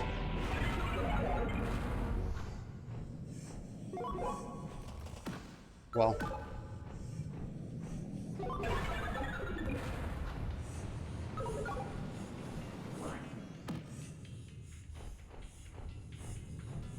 Cool subdued music part. I couldn't tell if it was because of my physical location dynamically changing or if it was just part of the track. Got really quiet. Whatever, let's kill the last thing.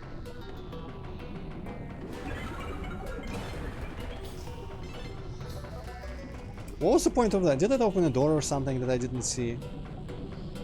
The point of what? Killing all the fireflies, because it Well, you auto-saves. just couldn't leave Ah, until you killed them. yeah, well, I mean, that's kind of what I meant then. Because I keep just doing that because it always feels like you need to kill everything. And it auto-saves, but I never see what killing them actually does.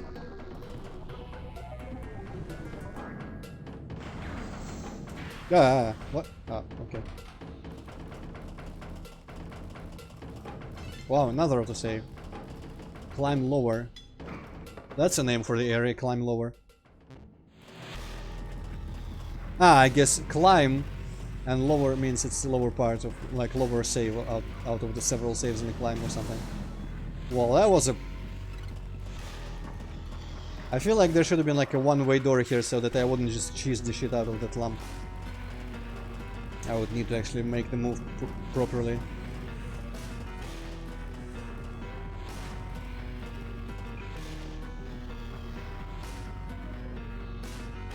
I'm presuming there is none down there. Okay. Also, if you speedrun the game, you still need to collect a bunch of lamps to enter the levels. And And that's the fun part, because how do you route it to get exactly 330 of them? I hate the idea of routing. Like, I would never want to do routing. I just want to do execution of specific routes or something. That is assuming I would ever speedrun. But I kind of wish there was literally just a mode to beat individual levels fast enough. Like segmented speedrun or some shit.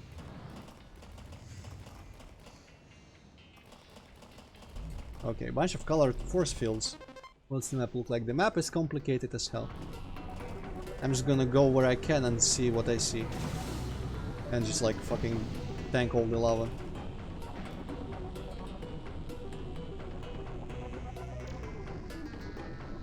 Let me guess, timed? No. Purple wall, disable it.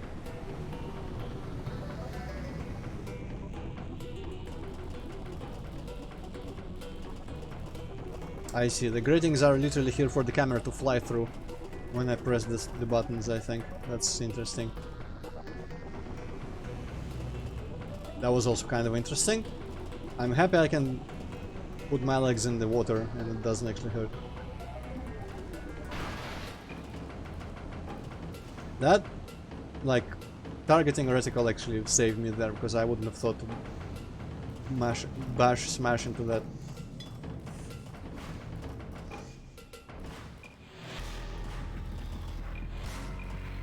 Fuck it, I'm flying. Not rolling, idiot.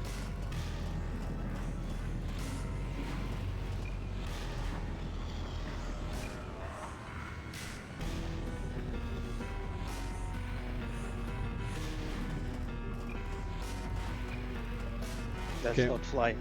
Yes, I know.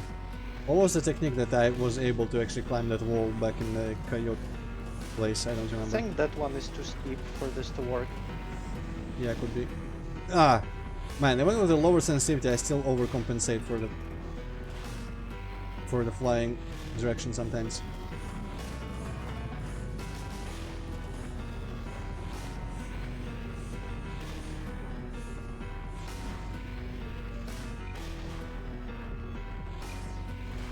Yeah. I'm happy there is no lava on the bottom of this, at least. I could have put like poison water on here. Missed opportunity. Yeah, another one. Please, okay. That's acceleration. Do I really want it? I don't know, but this looks like kind of a shortcut thingy, okay.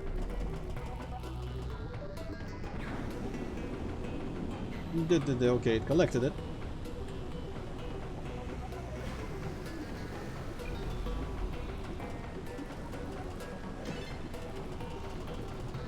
Ah, and now it like preys on your lack of memory. Because they put the yellow thing there, and the lesser man would be like, oh, okay, there was a yellow force field there, and that's why I need to press the button. I knew, just 2 left. Well, hopefully I haven't missed them yet.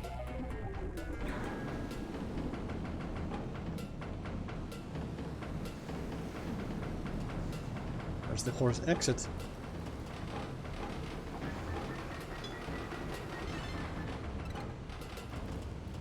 Flood Chambert. And Hells. Hells what? Just Hells, okay. Flood, that does sound good. Well, thanks for the hint.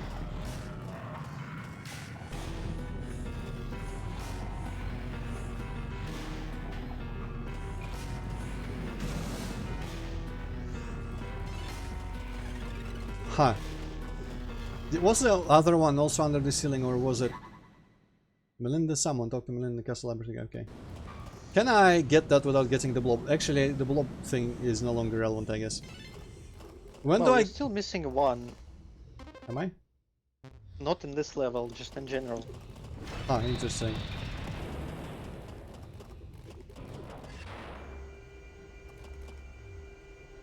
Where the hell is this gonna be?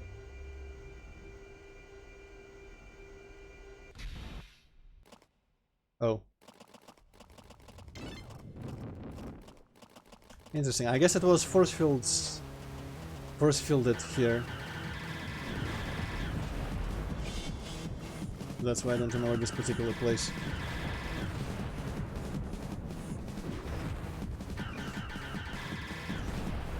Yup.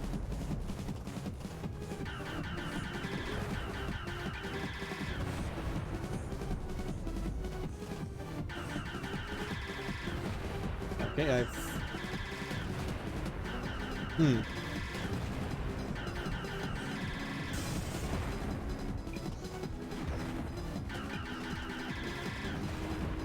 Ah, that's what's happening. Okay, I see. But it also loses health somehow. Did it like...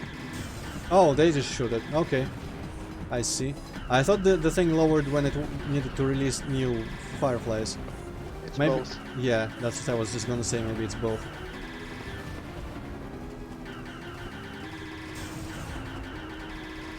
I'm too lazy to fight it on my own, I'm just gonna do this. Load. So on easy, these guys just take longer to shoot you. Interesting that now I was able to kill both of them at the same time twice. I guess I was just hitting the middle instead of high. Instead of from the side. Yay, now my scout medal whatever thing. Okay, now check your maps. I wonder where is the one you're missing.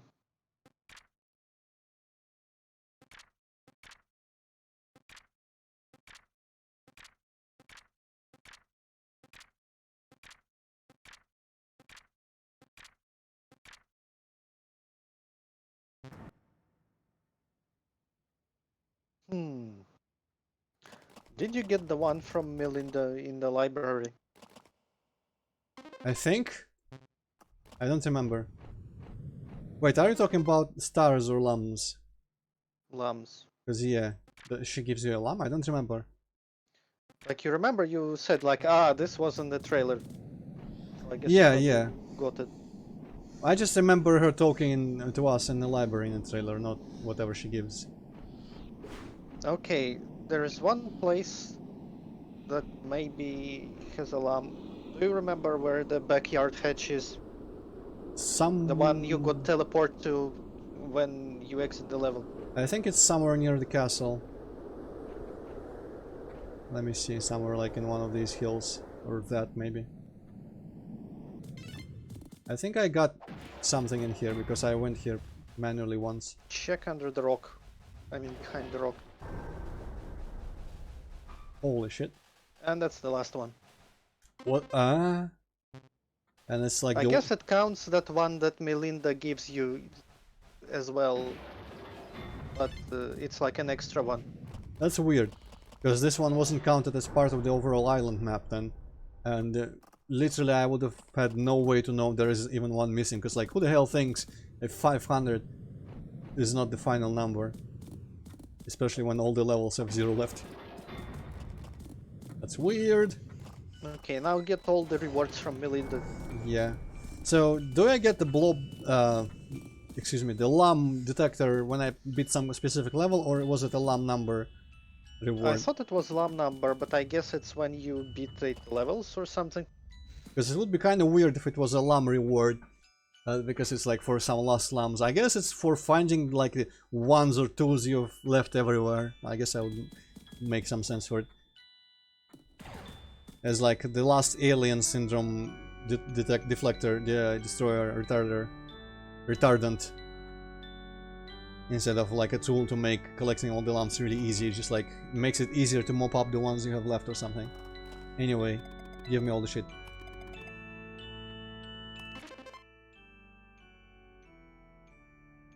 Yes, you call her. I have no idea what it does, let's see. Ah, fuck it. Give me this useless thing.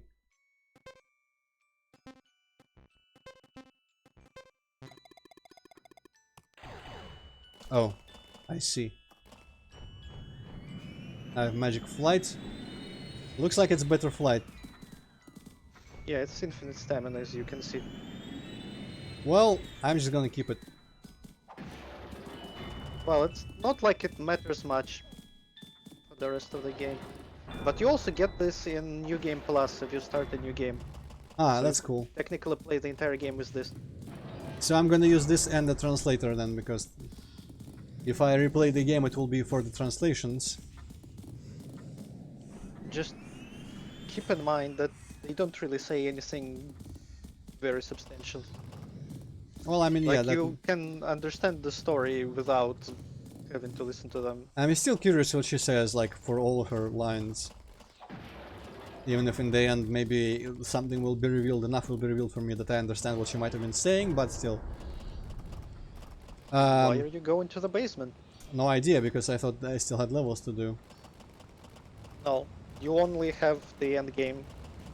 Oh wait, yeah, there was... she had a pentagram around her as well. The little balcony, where is it? Holy shit, it's like super fast flight.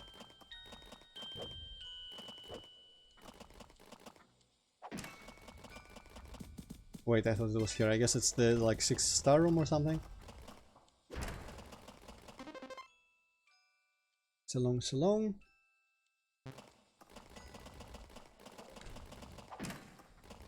Aha. Right, I was thinking like what else can I possibly unlock, but I forgot about this.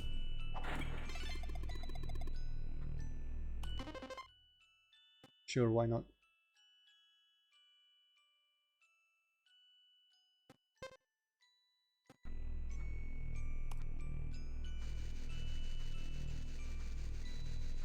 So yeah, and the cat dog person, Melinda, probably wanted me to disable the spell, but then the one time she changed her mind was because she thought this person would die or something. But then she understood that was the right thing to do, blah blah blah. And this is probably the factory owner, because he has the hair.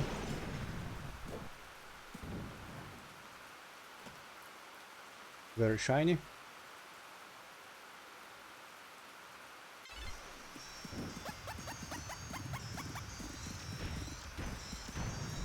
I see.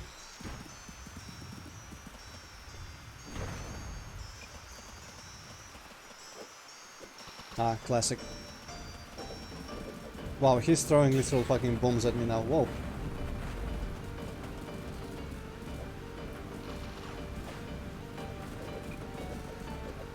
Okay, the camera is definitely slightly focused on him a little bit as I'm running around him. Sometimes it's just like spinning without me spinning it. That did no damage. He probably has like obnoxious amounts of health on card.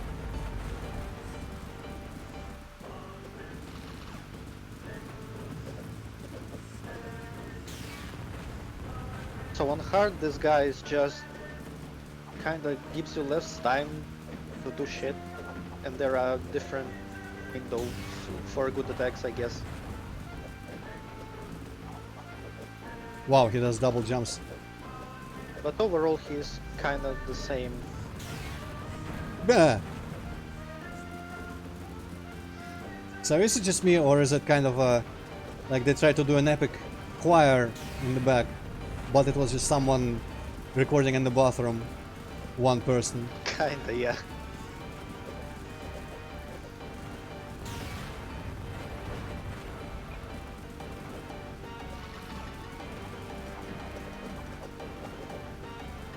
No, what? I guess that's a move. See ya, loser. Ah, shit.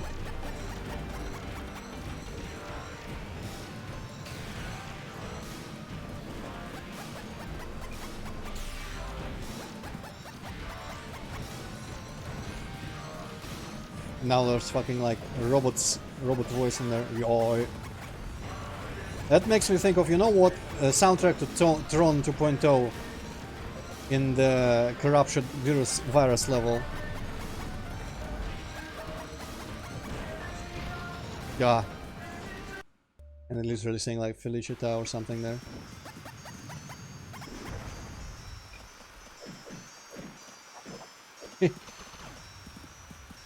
These missiles they look like scarier than they are. Okay, so maybe he just does that when he's near a wall or something.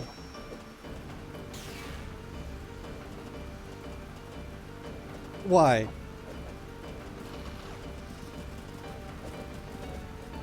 Okay, I feel like since she already turns around for bucking, she should literally just always turn into where my camera is pointing and not just like turn around and then buck once.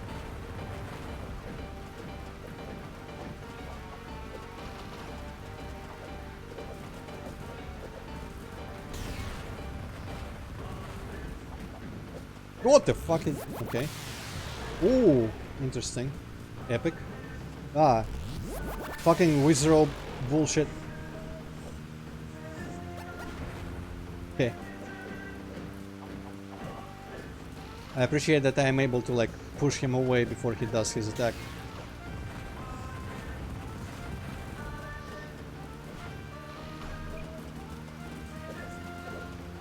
I wonder if it probably doesn't work, but it could have been cool if I could like make his own missile smash into him.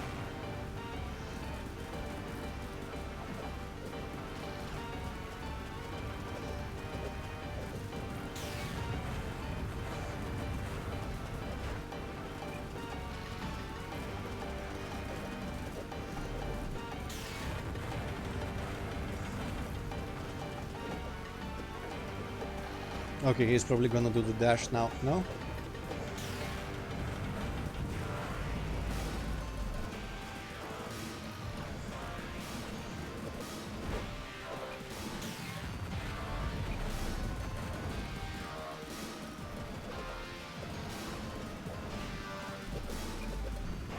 Yeah, I guess he just does that when he's too near a wall or something. Ooh. Oh boy, super laser. Firing my bullshit. Oh. That was going kinda well. I was especially happy to be able to like prevent him from spawning two blobs by destroying the first one or something, whatever that was that happened that one time. Maybe he wasn't going to spawn two. Okay, some of them seem like they hit him, but I don't think it did anything.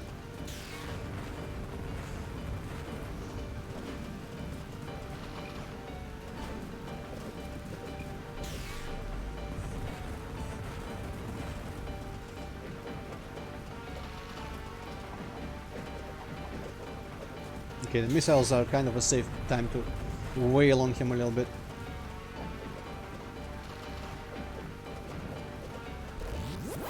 Maybe I couldn't afford... What the fuck? He's doing mega lasers.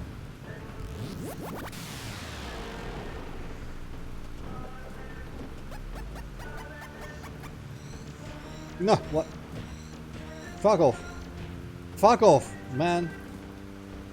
Yeah, those little shits are the most annoying part of the fight.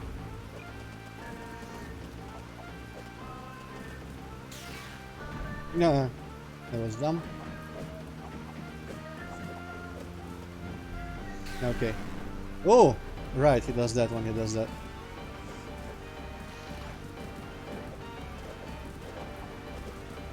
It almost looked like...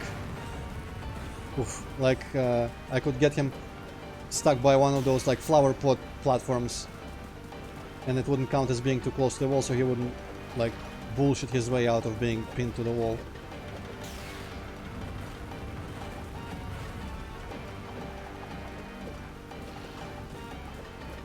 Okay, doesn't work. Also, shit. It feels like he dodges, when I do the combo, he dodges only like a specific numbered strike. And if I keep doing, like, you know the thing in Doom, where you want your pistol to be accurate all the time, you tap the thing instead of holding. Kinda similar. If I just keep doing the first attack of the combo, it's like he doesn't try to dodge it even. No, he does.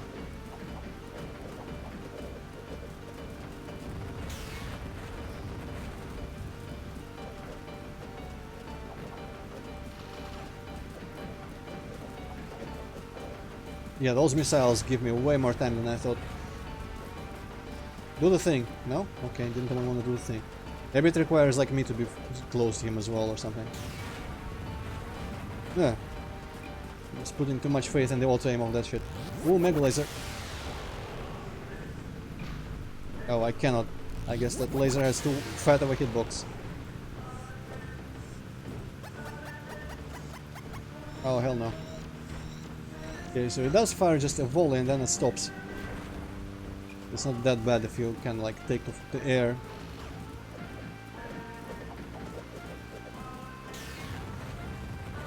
I need to remember that he pretty much seems to always do the laser. Oh, I was expecting him to do the bullshit.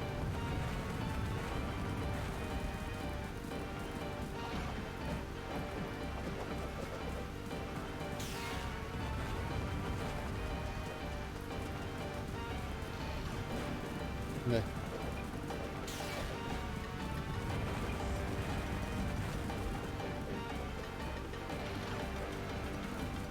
No, that's a bad situation. He will do the bullshit. No?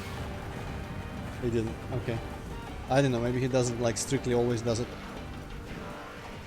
Oh boy, that's bad. Ah!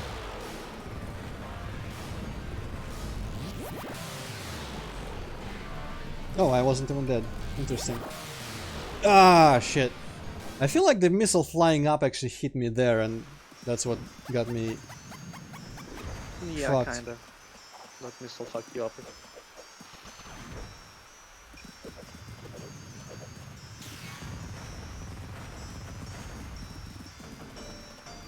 Now it's a very, very small minor nitpick, but for some reason, I guess it's just the amount of health he has. Kinda wish this boss had some sort of thing that you could, like some sort of way to do more damage than usual by like counter-attacking at some specific moment or doing something very specific to him. Every once in a while it would be possible to like do like... On easy difficulty there are some moments where it's easy to bug him. Here there is like one moment when you can bug him more or less reliably. Is that super laser time or no? Oh no, it's bullshit time, okay. Ah. No, I want to get around on the wall. Ah, now it's gonna like stun lock me? No, not quite. Good enough. Oh, there's two.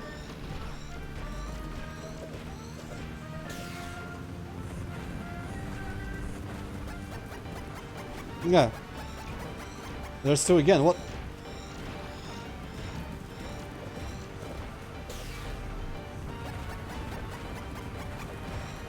Get fucked.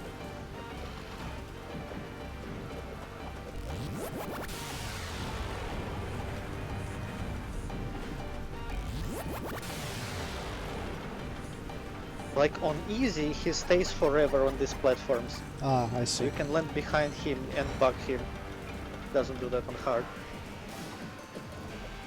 Oh, I think he hit me there. I didn't experience any sort of like feedback on my character, on my animations or anything, but I think I noticed my health going down.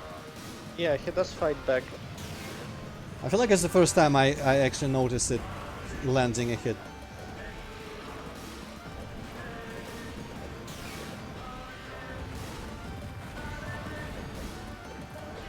Mostly he seemed to just be stun locked and then jump away.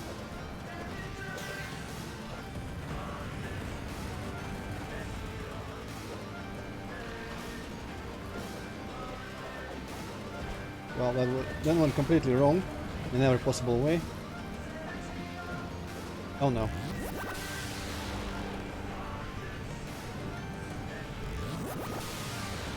That is scarier to me than it should be.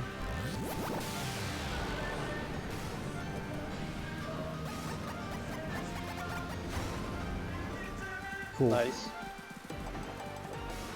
Oh, I think he landed a hit there as well.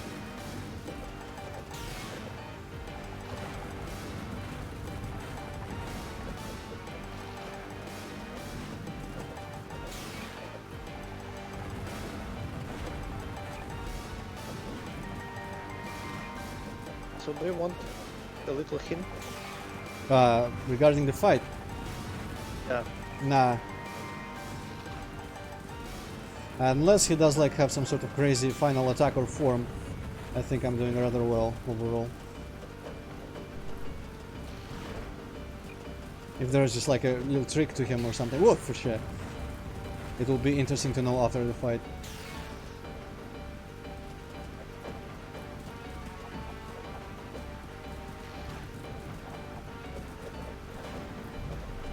Oh, he's gonna do the shit. Okay, he didn't do the shit.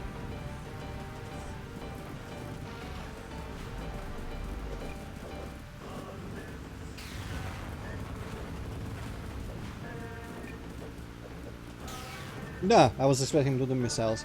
I guess he like needs to do the laser every time after missiles or something. I kinda stopped doing damage to him.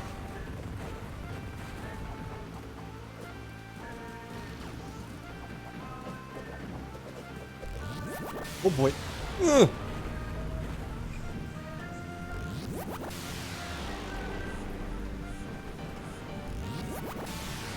After he's done with this, he's gonna have the bullshit on him.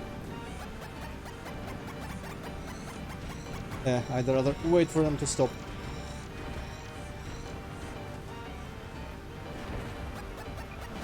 No! Shit.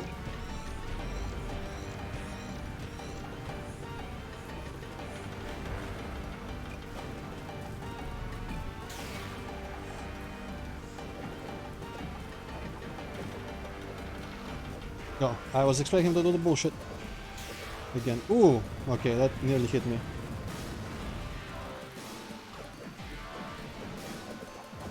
Gibbidi-bidi-bidi.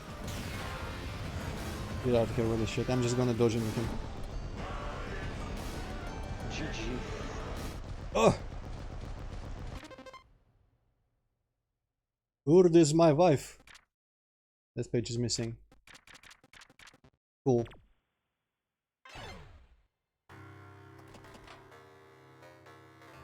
Oh, Alice. Hi.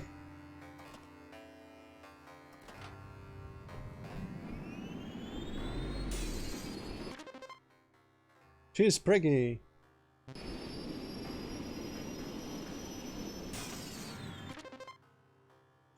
She falls mortally ill. And Melinda is the daughter. Ooh. I make a deal with hell. Yeah, mines, but I mean, it had more going for it, and it was kind of easier. The worst boss is still gonna be Melinda for me. And the rest of them I can't really rank. I feel like I like the flying one. I like the tank was kind of weird, but also really weak and funny in that way. This guy was fun though.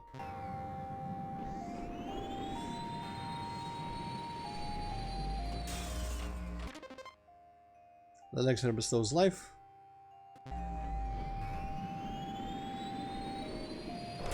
Woo! Price is everything. I still feel like the worst part of this game, even worse than ground combat, is the fucking dog ponies. Why did it have to be dog ponies? It's stupid. Yeah, okay, Melinda. Also, she apparently is like marked with hell. Almost what I thought, but not even remotely. Well, I mean, you got pretty close. Well, I was not resurrecting the cat, but you know, when you got a spell that, you know, you prolong someone's life, blah blah blah, by sacrificing everything. Obviously he did something to save someone, and who else is there available for that kind of shit? Okay, where is the last green thing? The last green thing you're gonna get later. Yeah, that's what I expected, kind of. Also, Urd. That's like from Scandinavian mythology. Some kind of sorceress, seer, clairvoyant. How the Interesting. fuck do you say that word? Clairvoyant? Yeah. I guess. Lady. And that name means fate or something, apparently. Cool. Still doesn't excuse her being a fucking dog pony creature. I don't know why you hate them so much. Because it's just it's completely unnecessary, and it's dumb because the world, the canon, already has dog creatures and cat creatures that aren't ponies. And it's stupid to cross them with ponies and make like new fucking creatures when there's dogs and there's cats and there's ponies. You have all you need for all these characters. And the author needed to put a bunch of stupid OC species in there anyway. I don't know. Oh, multi-face head. This is fucking Castlevania or some shit. Final Dracula form. Boger. I bet that's also something. I actually haven't checked that. Oh, pies. Oh, I was like, why am I not controlling myself? But that's because I wasn't actually playing. So on easy, this boss is like easy. On hard, this guy is kinda like fuck him. Still not very difficult, but kinda eh.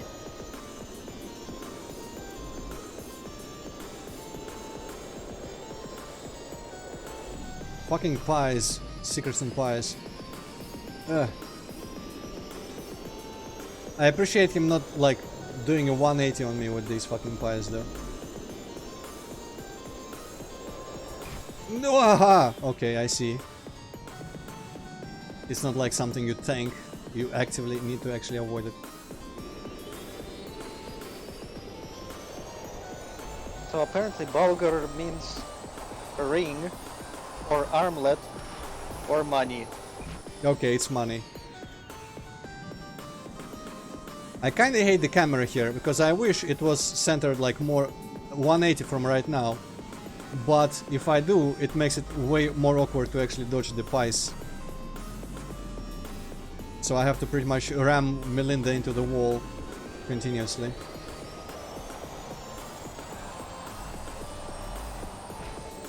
Oh, these don't actually. I wonder if having knock you back. Melinda here is actually bad. Because you go too fast or something. There is no such thing as too fast. Fuck!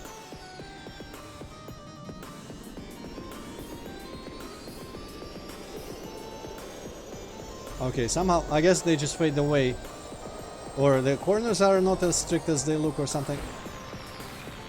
Not sure. Because I just like clip through the edges of the pie slice all the time. Hey Jeff.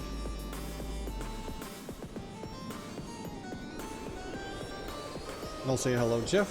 I can't read right now, sorry. Well, Jeff says what I said. That Melinda probably makes it too hard. I cannot see this being made too hard by flying fast.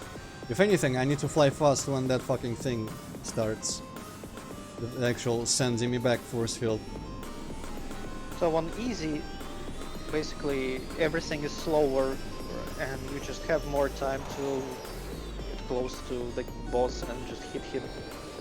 But here, when he does that, like those like two surfaces intersecting thing, it's just really annoying that you have to like spin with them.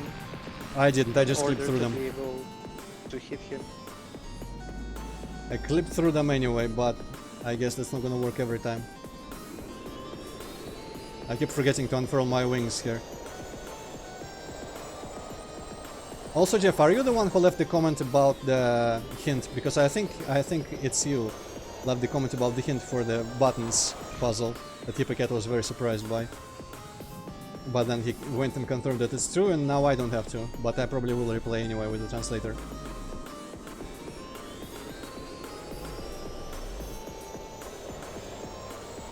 But, you know, I asked the question, but I'm still not looking in the chat. I wish I could see his health bar better.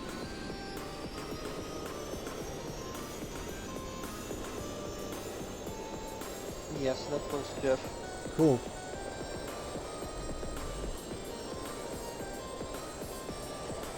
Ah, okay, I'm dead. Now I can read all the chat. Doing this magic on the bottom makes it very hard. I don't know. It doesn't feel like it would be easier for me now.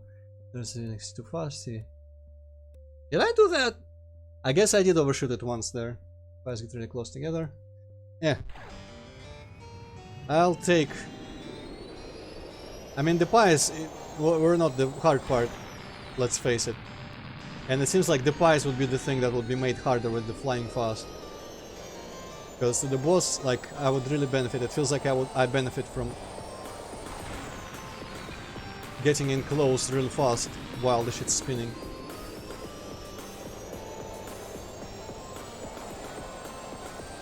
Yeah, also these corners are... okay. Like, if I was flying slower there, I would just have to spin around there longer, it feels like. I don't know.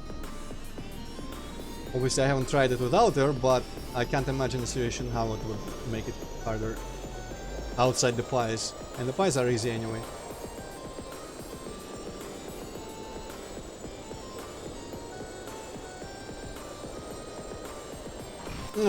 Oh, I think I hit him. Did I? I don't know. No, I don't think I did. I'm not sure. Let's see what happens now. If he's using a singular, that means I did. Wow, those things really don't hit you, no matter what you do. No, okay, I didn't hit him. Maybe that's a side effect of having Melinda here, because they do hit you. They should at least. Well, they did, but like at the edges seem like the actual collision starts. Yeah, there it damaged me. But it seems like the holes are way wider than they look. Also the pies just... Ah, no, I'm just far enough that they all disappear. Okay, never mind. I was gonna say they just sometimes just disappear.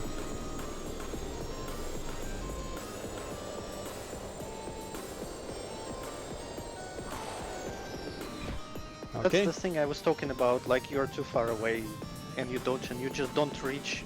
Yeah. And then you're like an idiot just falling there and getting hit by the thing. Yeah, I mean, it's just, you know, clearly I need to dodge from, I mean, dash from closer. That's on me. Still wish he had a big health bar on the top or something. Didn't the previous boss just have it? Or did the previous boss health bar also just float over him?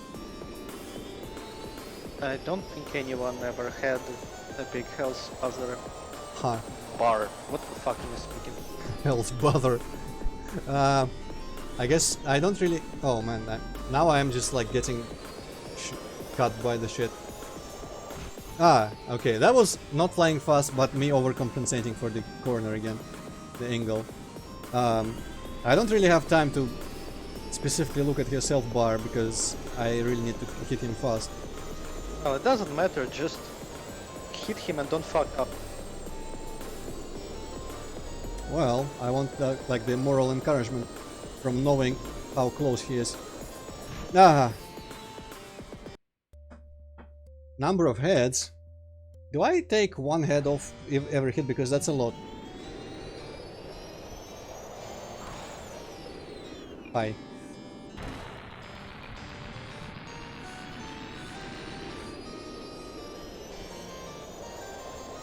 If that's how much I need to hit him, I really am gonna be forced to get better at this before I kill him.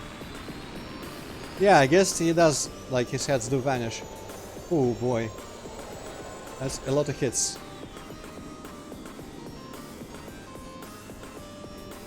Forgetting to unfurl. Ah!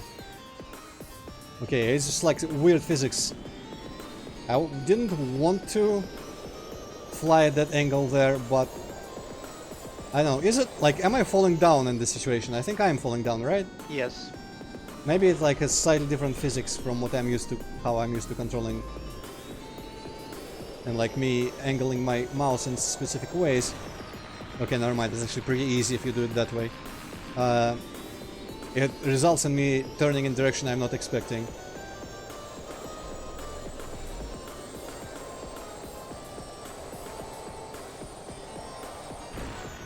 Okay. Let's see if he has like triple force fields at some point or something. Or if he doesn't, let's see if I actually figured out a good way to do this single one, because I mean the double one. Because that last time it looked like I had it. Okay, let's set up. Ah.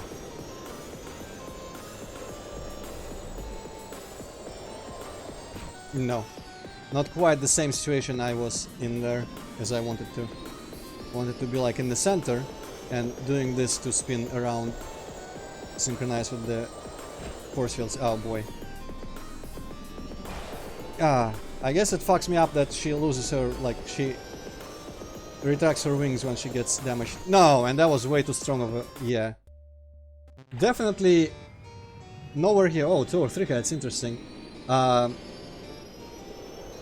Definitely none of the causes of me getting hit here is me flying very fast, so I don't know what the hell you're talking about with the Melinda making it harder. Unless she also like makes me turn sharper or some shit, which I didn't really notice. Also because this is falling, I don't really have a reference for the specific physics behavior during falling. Yeah. No, I just feel like the faster you go, the harder it is to control. I don't know. It could be like magically that if I went there slower, I would just find this easier somehow. But at the same time, I can't really, like before I experienced it my own, I can't imagine it being that way.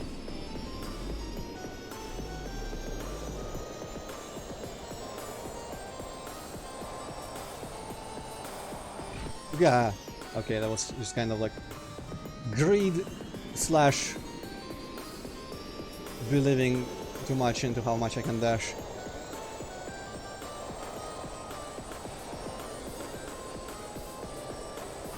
This whole pie dodging thing reminds me of some like mobile game that I've seen people playing on the subway, where a ball falls down and you need to spin like sections of a tower so that it hits things that it can destroy or just falls through and not just bounce on the floor.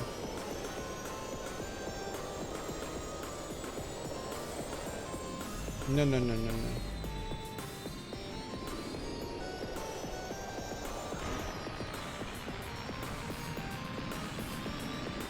Fuck flying Stadia, I just need to aim good. Also, I wonder, I can't really tell, but it feels like the pies are a bit more all over the place as the fight progresses. Like, they started off being, fucking unfurl your wings, it's uncontrollable when you don't have your wings unfurled. Okay, this is my big problem here, is that she retracts her wings when she gets hit, like an idiot. And then it results in me spinning out of control and just not being able to dodge more.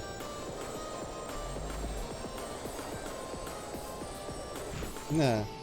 Okay. I will stubbornly press on and do it with Melinda.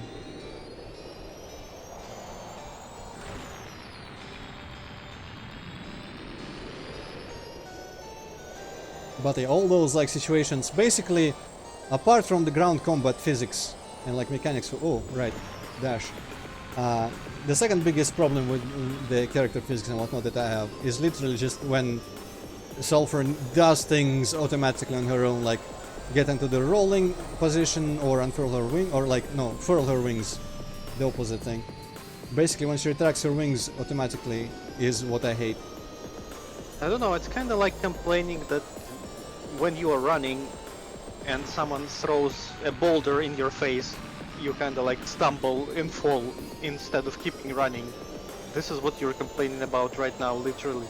Well, I mean, I don't see how it is anything like that, because it doesn't seem like she would like reflectively retract her wings if she is damaged. Or not like spread them out automatically so I don't have to remember to do it every time. It's like, imagine if... What game has like weapon holstering? Like Deus Ex or something. Imagine if Deus Ex, you get shot, you holster your weapon automatically every time. That could be kinda interesting, like you get shot, you drop your weapon. Now Yeah. you need to pick it up. Or yeah, drop your weapon as well if it was Doom. And you like dropped your weapon every time you got shot, because like, hey, when you experience pain you can't hold on to things as tight because you're focused on being shot. That's kind of logic Now, here. it could be an interesting mechanic actually. but it's also well, I mean, yeah, but if it is the action, I guess for a better analog it has to be some sort of action that I sometimes need to do, and there's a button for it. But the character still anyway does it automatically sometimes. Okay, how about if you get shot you reload by reflex, because I don't know. And in games, and the game is the kind of game where you lose like the rest of your magazine when you reload.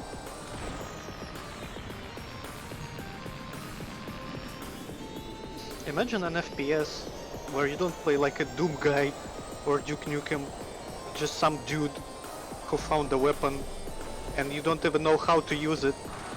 So at first you can't even shoot because you forgot to take the safety off or something. Yeah. Ah, I was hoping that would just pass me by. Oh well. And then you don't know how to aim properly, and when you like pick up a shotgun or a rifle that's really powerful, you just hurt yourself with recoil.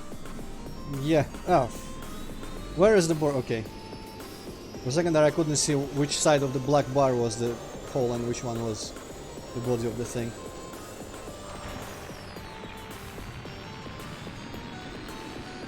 Okay, he can't be more than like 2 hits away. And so am I.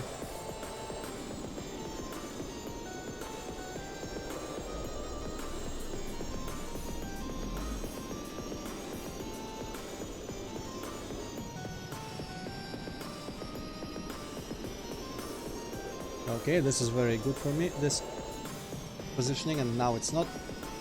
I like the green tunnel that sometimes happens.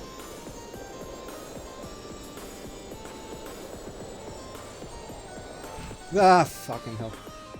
Yeah, I probably need to like position myself carefully before I try to just like rely on the luck of how I happen to approach that phase.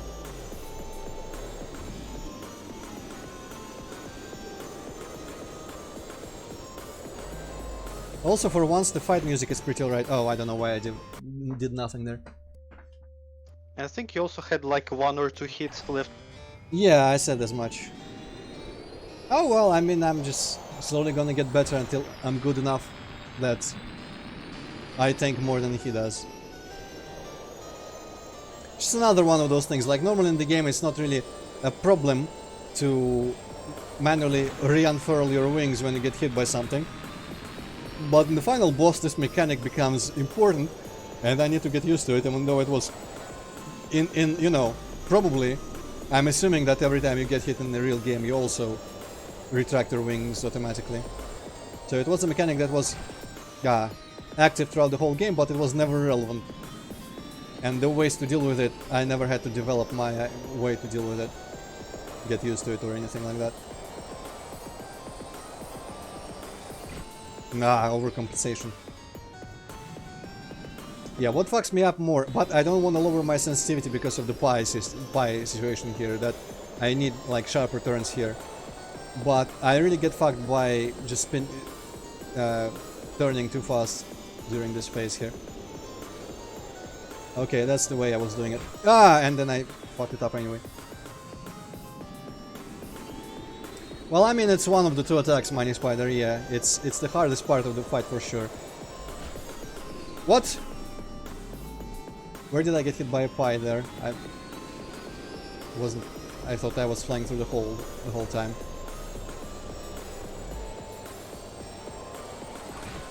I'm pretty much relying on luck with the double force field situation, I'll be honest. Because I'm too lazy to like try to think of an approach when I'm there. I just want to, you know, get it over with.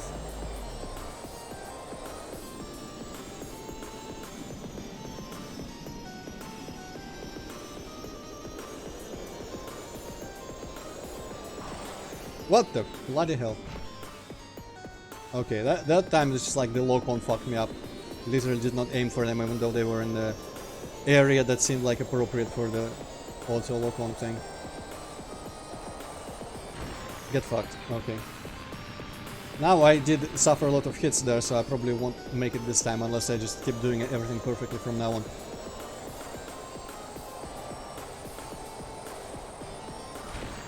I do quite enjoy the pie phase, apart from, you know, when 1 hit means I'm gonna hit 3 more times because of the wing stuff.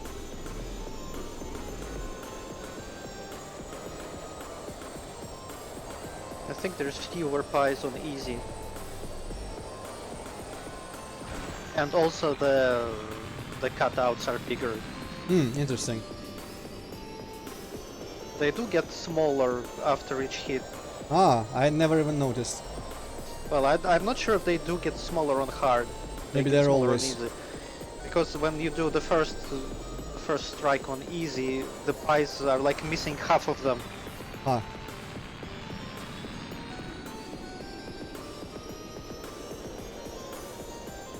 I don't see if they're smaller or not here than they used to. Fuck be, but no, I think I'm in the area where they just fade away on their own. But it feels like the angles are more different between the neighboring ones now.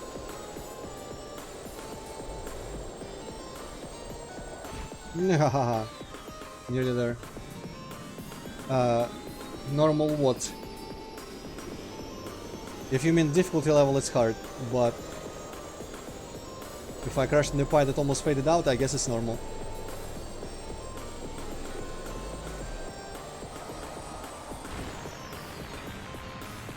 Dead? Okay. Exactly, Money Spider. You know me so well. But hell has no power over her. Over what? Over Melinda? That's Melinda? Yes, okay. The short hair don't look like a girl. Grow it out fast. Why does Hell have no power even though she has her mark? I guess maybe spell doesn't account for something like that. Ah, right. Ooh, hi.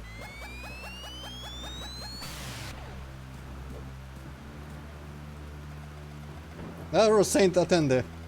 Mama, mama, summer paid. I should have been reading this in like a Mario Italian accent the whole time.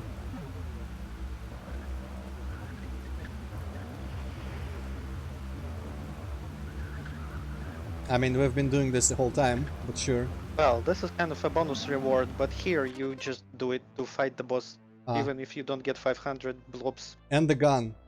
Does she actually have a gun? Yes. Interesting. Dash into Melinda, gladly. Oh, she has a not that kind of gun at least. This reminds me of something. Like shooting at these like force field barriers and them getting darker and then disappearing. It's like some Star Fox like shit. Okay, I'm guessing I need to like fly back and forth and make approaches. And I hope they don't regenerate. I have no idea, I think he was spiky. Also, I think the mushrooms are not subject to fog or something, or they just stand out a lot. I don't know. Oh, she's just shooting it. I don't even need to hit it, whatever. Hi.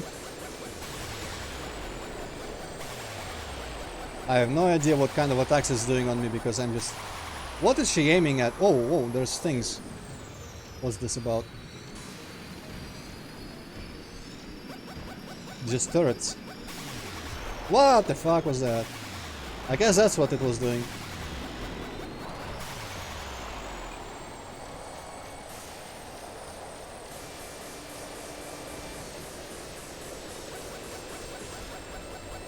Oh boy, that's cool. These fucking like beanstalk turrets fly in the air. Nah, that reached farther than I thought it would. You can try maybe having more distance on your approaches, like fly further away. Yeah, that seems reasonable. That seems like it's one of those methods that's very slow but still kind of like too easy. And I wanted to do like a more action situation where I'm just in the middle of everything. Oh, hi. I'm also guessing she doesn't shoot the ice stalk turrets because she didn't that one time I looked at it. Also, I'm not sure what any of those crosshairs mean because I guess it's those like little purple blasts. Why would you shoot them?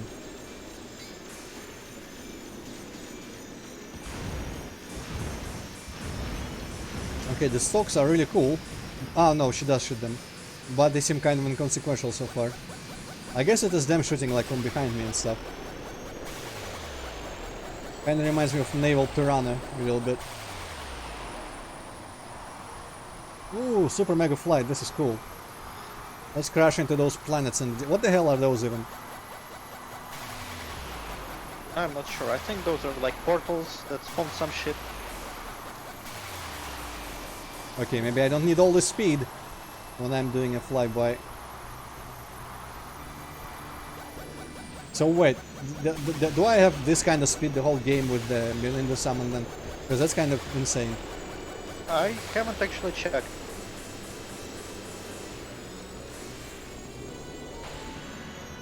What? Oh. I thought I got killed by some... Oh, that... Gravity.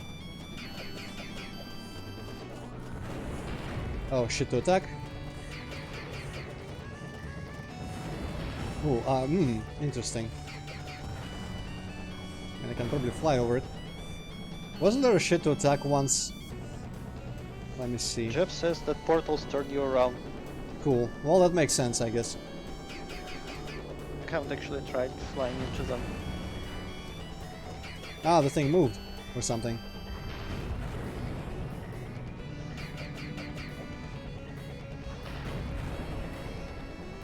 Something about the flight here is kind of weird feeling. Whatever. Yeah, it feels weird because it has like this center point of gravity.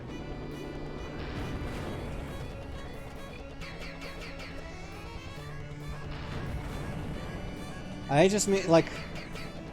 At one point it didn't feel like she was actually... It felt like I was upside down or something. It was like really hard getting the height. Also, I can just like tell where the thing is. I mean, yeah, there's the arrow also. That helps, but I was thinking like by sound. But there's literally an arrow. Also, I don't really have a... Where is it now? The arrow is not here. There is only fire. I don't really have to be flying the whole time, do I? Just because there's some fire. Yeah, it seems like it's harder to like turn down as well. Because of the gravity.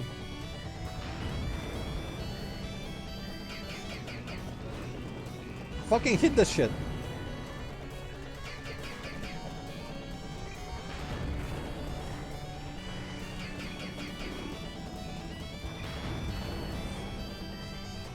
It's kind of funny looking how it's like... with its little legs. Oh, what? And I'm like very mercifully not getting hit by the fire. But I'm getting kind of annoyed with this thing. I think it's the gravity that makes my... Like it makes it require more of an angle to have to turn around downwards. Do you want a piece of advice? Nah, I just need to like really move my mouse down when I'm doing the thing. I wasn't doing it. What? Light.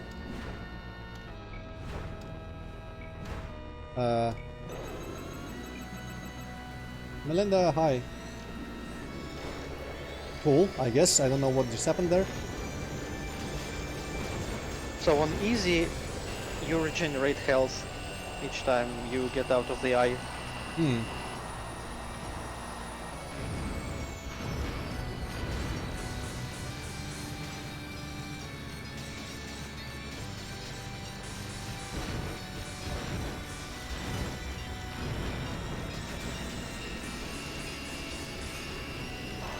The Mega Death Ball or some shit, whatever the hell is happening there.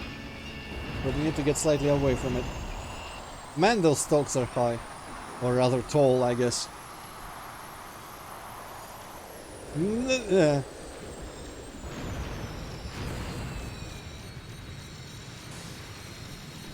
they're gonna be all up in my face now.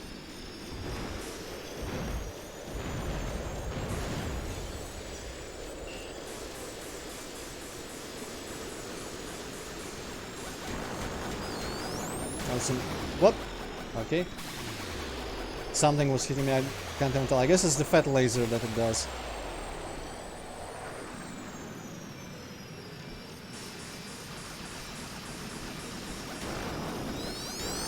Ah, right, it's the mines as well.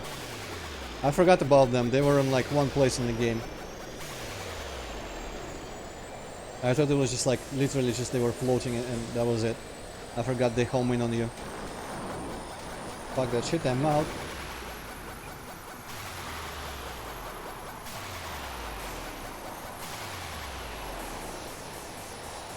I wish Melinda was smarter and could like maybe aim sideways from me.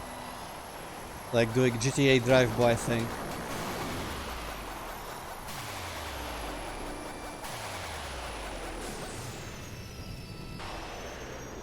Oh, we got the shit again.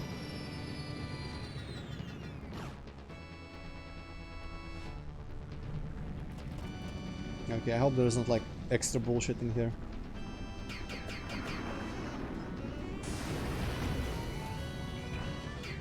Oh, wow, I got super damaged by whatever.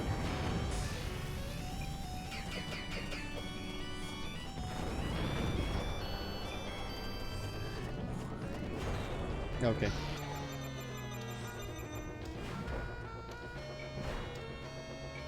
I have no idea what's happening here, but it's scary because I feel like I'm like doing something very tightly before I fucking fall and die. Melinda, no. Fuck. Well, she can fall in the water for all I care, actually.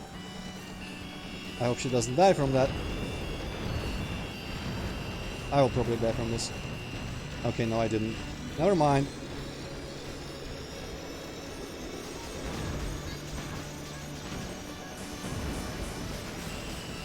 Death ball. Ooh, know what that green reticle was that there. Man, the ball of death is really big. Death has big balls. Okay, the stalks don't seem to hurt me when I just run into them. That's nice.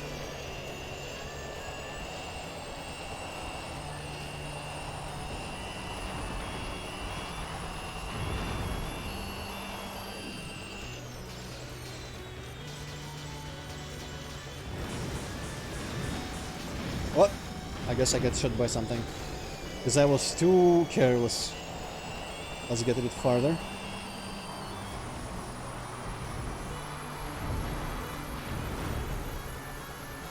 Wonder if the stalks are all persistent or if I fly far enough away if they disappear. Stop shooting at the shit, shoot at the thing.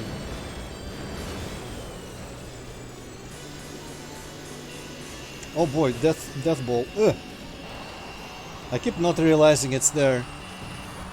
Wow, nice shooting actually.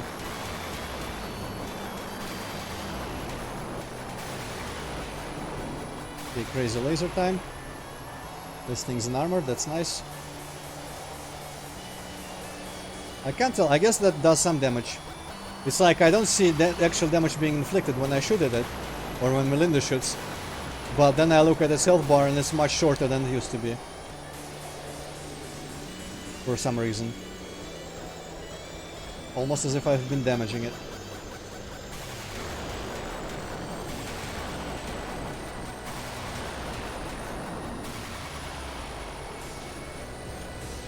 No, no, no, no, no, no, no. Let's get farther again.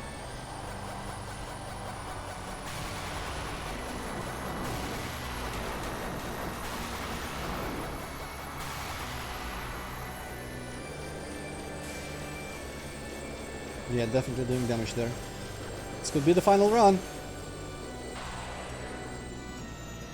One last time of this.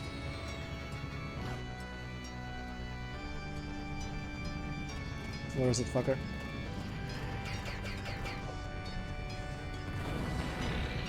Oh boy, now there's bullshit.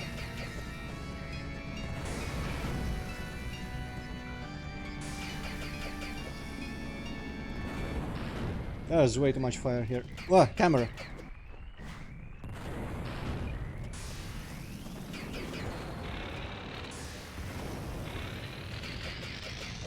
No, scary. You'd think attacks in this phase would be like damaging enough that they would just kill me at this state. What? Theft? I have no idea what I'm doing during this situation. Guess I'm killing something. Oh, there's a floor here. Never mind all that. Cool rain, very dense. Yes, Bunny Spider. Actually, it's this first boss of the game, we're just getting started. Ah man, the man's allowed to dream.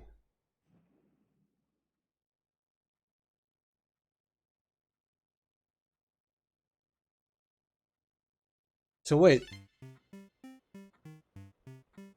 Now I'm kinda just trying to think what I was doing the whole game. And I guess I was collecting the lambs and the stars for unlocking the final dog person. Well, if you remember the notes from the spell, those red roots actually tie the spell to the land, and if you destroy them, you can lift the spell. Yeah, starting to remember some parts. Yeah, and I guess literally she was giving me stars as like a made-up bullshit thing for her. Like as mark, okay, you... It's like gamifying the thing she needed me to do. It's kind of funny actually. But you know, I thought it was funny from the beginning when she was just giving me that thing and then unlocking doors for me. Roll them in! Oh, it went away. So, him in the car. Well, it felt more intense, Mini Spider. Oh, adorable hugs. Felt more intense, but, you know, it was just more of an endurance thing. Fina and Vast, oh, she's falling apart. I guess it's meant to signify, like, I don't know. No, probably not, actually, because he is also, take care of my daughter. I'm gonna take her behind the barn. Anyway, because I thought it was only happening to her, I thought it was going to be, like, turning to dust because of her age. But she's not that old. And also, he did the same thing. Wow, super Minecraft-ass flowers here.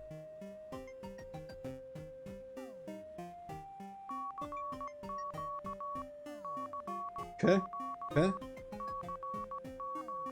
Why do I only get told about the seas? What? What? Nah? Sulphur... CC, the sulphur.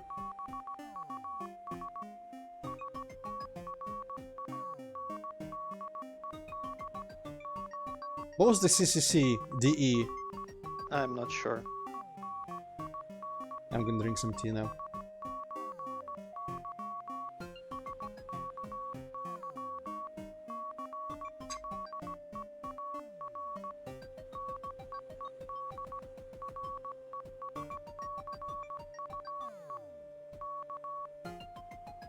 Okay.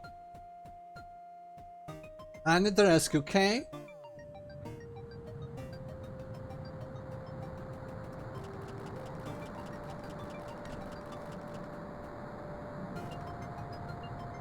And I didn't even take any pictures. Well, your camera got, like, broken or washed away or something.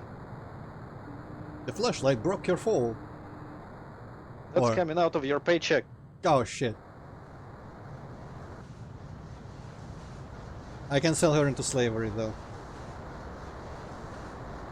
She probably doesn't have any documents to her name or anything.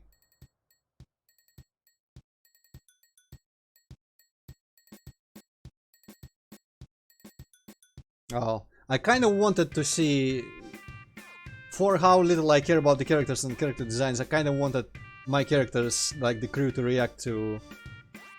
Oh, Oxford Nimbus, yeah, it's related apparently. To react to Melinda.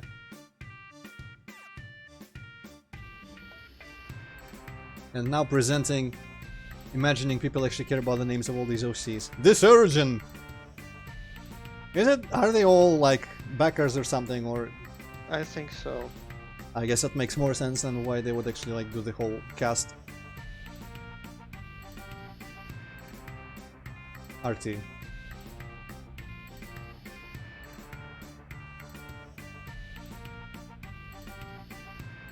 That's the sleeping one, right? That was like, fuck off. Yes. Cool. The only actual good character in the game. You're just racist against dogs. Absolutely. I absolutely do not mind dogs. I think Urd is really cool. I don't really super like Melinda because she's just weird with her like paws and hooves. But it makes sense because her mother was a dog her father was a unicorn. Yeah, I think my big problem is just literally that... Oh, I can spin the models. Well, I mean, I don't care about the models that much. Quern bit. Cool. My big problem... Quern means like a grinder or a millstone or something, and bit means bite. Oh, I thought it was butt. Well, yeah, I think my main problem is that MLP already has regular dogs and diamond dogs. And it doesn't really You like... just keep saying like MLP, but it's not like strictly MLP. If they want to make dogs in their game that's not explicitly related to MLP, they can do whatever the fuck they want. I mean, sure, but it's clearly still an MLP themed game. And I kind of wish they were, like, trying hard. Like, I don't mind the different language, this random island, this spell, and the two things that I mind that didn't really need to happen. I feel... Maybe I don't know how necessary hell was to the story. I feel like it could have been done without her as a character, just like whatever she accepts, doesn't accept. But the hell and basically the dog people is the things I don't like. Honestly, because like, just basically, it feels like the designs of them came from... As if the person who made them only saw like a couple episodes of the show and didn't know that they had actual other animal species that didn't look like ponies with different types of like legs and faces. And actually like diamond dogs were weird, and there were anthro cat people in the movie, and all sorts of like fish people and weird lizard people and all that kind of shit. And also to like on top of all that to shove like literal cat-faced, cat-pawed, pony-shaped people, I don't know. Unless they're not supposed to be like at all pony, like even remotely, and just wholly just big sentient dogs. But then it's like, why are they different species from diamond dogs, and I kinda hate that. But, you know, I can live with it. Mr. Bones. That was literally just like the skeleton in some of the rooms, right? Not actually... Yeah. Funny. That's kinda funny. Finn. Well, press a confirm button to continue. For all my dislike for the cat, dog... Why do I keep saying... I guess that's like a face makes me think cat. What's the confirm button? Okay, that's later. Disguises. Boss replay.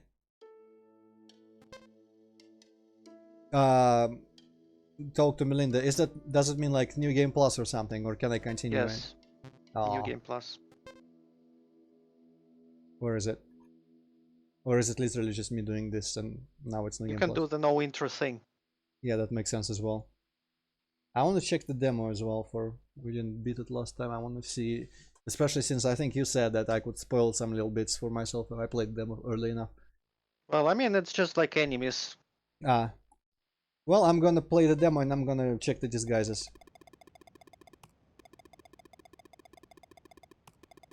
These are all tutorials, you can just ignore them safely, you know everything. Yeah, I figured out that much. Yeah, what was I still talking about? Yeah, I guess I just like... That's the part about the characters that I'm not a big fan of, but I'm still like Melinda for how she annoyed me during the fight. And the fact that I don't like her species. Wow, that sounds messed up. I still would have liked to see like those characters that I care about at the boat interact with this other character I don't really care about. I don't know. I guess just through the process of playing the game, it kind of makes you attached to characters you actually don't care about at all anyway. Just because they were a constant part of it. And you don't pretty much have no idea about their actual personality, apart from like she's like irritable or some shit, I don't know. Not even, honestly. I guess the fact that she like drew my face all weird, it's not gonna be here. It's like she's a... whatchamacallit, what's the word for it? Like a... not mean, but I think it's dynamite.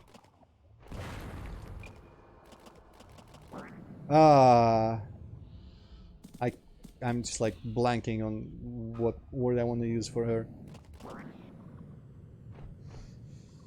Like playful being just like not a totally at all times polite kind of person, whatever the word is for that. But I don't really know anything else about her personality, just her backstory. And it's, I mean, she seems fun. And the backstory for her being like the daughter of this, and Actually, how did she even learn the language? Or anything? Well, what do you mean? Like Didn't her she... mother taught her how to speak. Oh, I guess the mother wasn't necessarily always asleep or something. Well, I mean, she did come out to stop the fight. Yeah.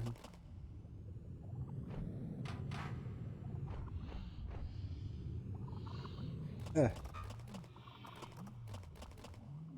flag. Yeah, I guess that makes sense because for a second there I thought that like mother died or went into stasis shortly after giving birth. Like the father cast a spell shortly. Because honestly, he actually cast it earlier, didn't he? Because Melinda was born Yeah, afterwards. he cast the spell before she was born. Yeah.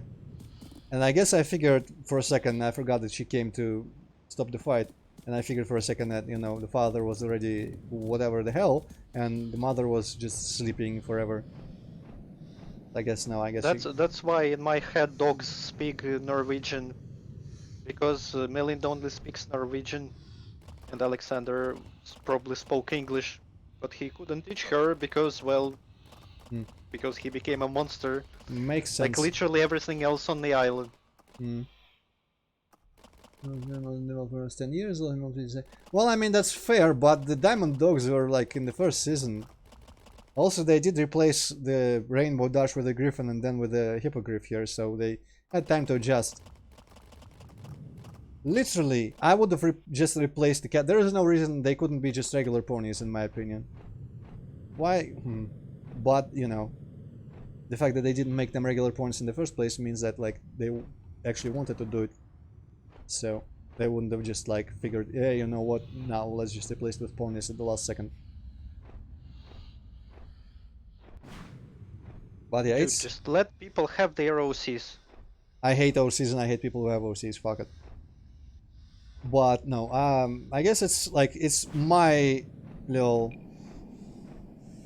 whatchamacallit, Tarakan, little brain parasite, brain worm. Yeah, I guess pet peeve. It's not like a criticism of the game as much, because I usually try to criticize... There is like two things, you know, two aspects of criticism. You can give... If the game fails at doing what it wants to do... Oh, that's nice. That's very nice.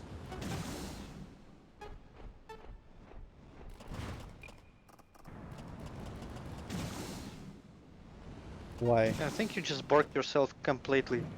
Cool. So yeah, like the criticism, you can criticize either how well games achieve what they're trying to achieve, and then separately you can criticize what they're trying to achieve. And I feel like the first one is more objective because it's like flaws of realization of ideas, but criticizing ideas is a very dodgy thing because there's always going to be like a target audience for all kinds of ideas. So, like, in terms of just how it was done, like the flaws of the game, that I would say it doesn't really manage what it wants in some little small ways. I would say the ground combat, like dexterity, maneuverability, is kind of weak, and I would prefer, like, she didn't do a bunch of things she does by herself that I would have to manually do that, as in running on walls, unfurling my wings. I guess I can kind of understand the whole like rolling thing, but I kind of hate it anyway. And I suppose the small tiny thing that I didn't like was it was just like spinning the camera. If I wanted to look around while flying, it felt like I could never afford to just let go of all my controls by pressing control to spin my camera, because it was literally just like gonna probably make her fall every time, unless I just did it really quickly. So I never thought I could afford to look around properly, and I kept trying to do that while flying by like actually literally spinning. So I guess it's like minor control details like that, but having... Nice. Us having oh hi, having like characters of questionable species or whatever else is there. I don't think I criticize anything apart from the character species when it comes to like ideas, what it wants to be. So That's just like I'm not the target audience, or it's not my cup of tea. This particular idea it had. Luckily, the idea it had is fairly minor and does not detract from the game experience whatsoever. And everything that's actually relevant to the game is done almost perfectly for me. So really, cannot really. If I was ranking the game, I would fucking rank it. Fuck it, 10 out of 10, not even 9. Because that whole ground, it was literally just like one boss was annoying because of that 1.5. And that one boss was one boss, so it's not a big thing. And part of it was even my fault for not remembering the ground dashes and all that stuff properly. So, like, honestly, it's too late for me because now I'm kind of better at things, but I wish I remembered about the ground dash immediately in the Belinda fight and realized like how it's used and how to use it properly. And maybe I wouldn't go away from the fight thinking it was like an annoying bad boss. And now I can't really reliably judge it because I guess I'm not too practiced at it, but I would still feel like it's just like a second attempt. It doesn't count anymore because I've already beaten it once. So like if I now approach with more skill and knowledge, it's like, hey, I didn't have that skill and knowledge the first time through, and you know, it's my fault that I didn't for some of it, but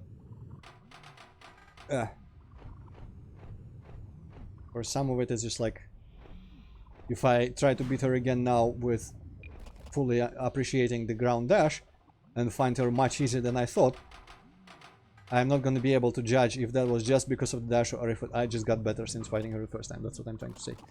But yeah.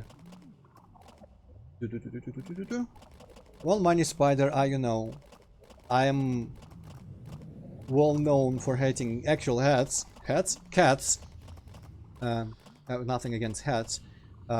Actual cats, and I guess these dog people make me think too much of cats. But honestly, like, they can go back to wherever they came from. Instead of coming here, taking our character roles. Yeah. I think they look kinda cute. I mean, they do. Their faces remind me about tails.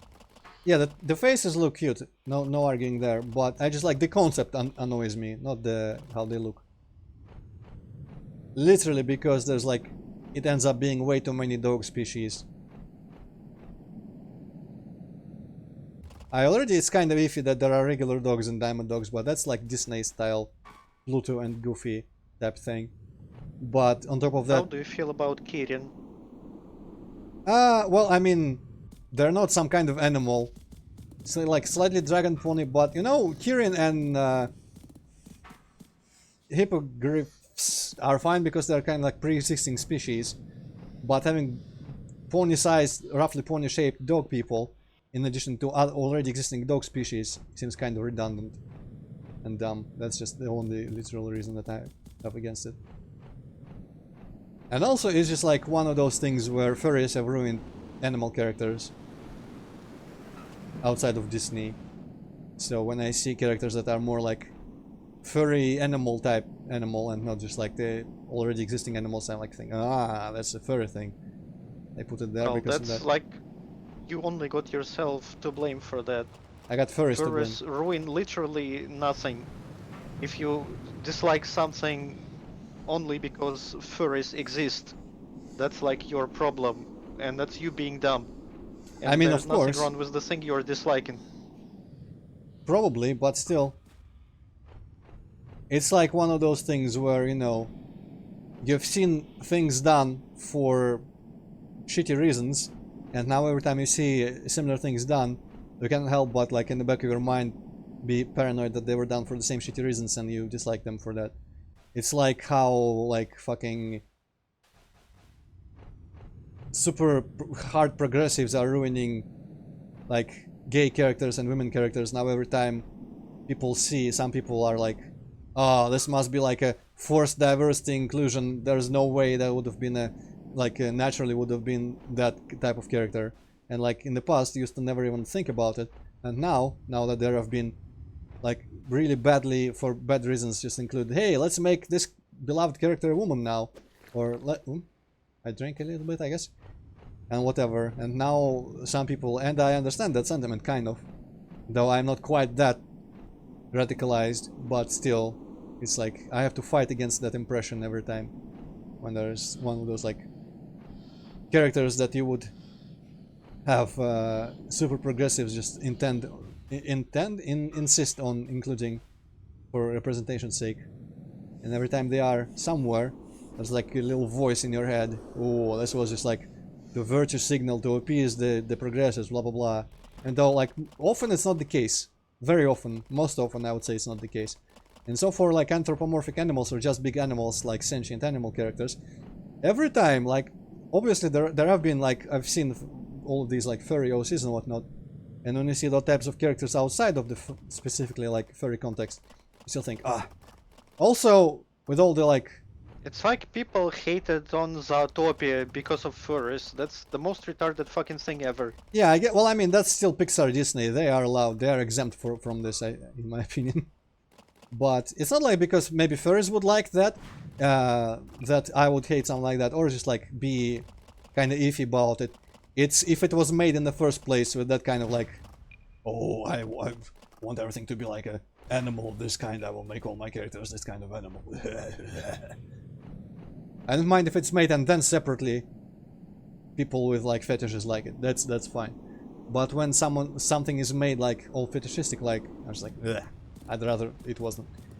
And of course, there is no good reason to assume that, but it's just something that you cannot help but consider when you see that. So it's partly like brain worm, partly not, but mostly I guess a brain worm. But it could have been avoided and furries not existed. Oh well, fuck it, let them exist. I don't care. I can accept it. What else I was saying? But yeah, mostly I guess it's the thing where the studio like logo has also some sort of like furry dog head face emblem. And I'm like, why? Why would you do that if you weren't a furry? Obviously they're furry, and that's the reason why they probably put the dog people in. And much as I want to be like, you can like what you want to like, I'm not gonna judge. Back of my head, like I cannot get rid of the voice in my head that still judges it a little bit. But also the logical reasons why I dislike these characters that I've already stated. There's like no need for this new species. I mean, it's kind of cool to have like a separate nation with its like it has a different language it speaks, and it's elsewhere, and it allows for all this new shit that does not need to be supported by the canon. But fucking make a species that at least kind of fits. I don't know. I just feel like it doesn't fit because there's already dogs in there. I didn't mind the Kirin too much, but that was kind of lame. It felt like also a village of OCs. Like they made up this one cool design and just like copy pasted with different colors all over the place. It's like, hey, don't you like this design? A whole species, and there's like isolated in one village. Honestly, the bigger problem is because I always kind of hate it when there's just like a whole people that lives in one confined village somehow and doesn't like die out from inbreeding and whatnot. It's kind of like in Zelda Skyward Sword, where the whole of humanity literally lives on like a small floating island and somehow has been surviving for generations upon generations. But yeah, that's a small thing.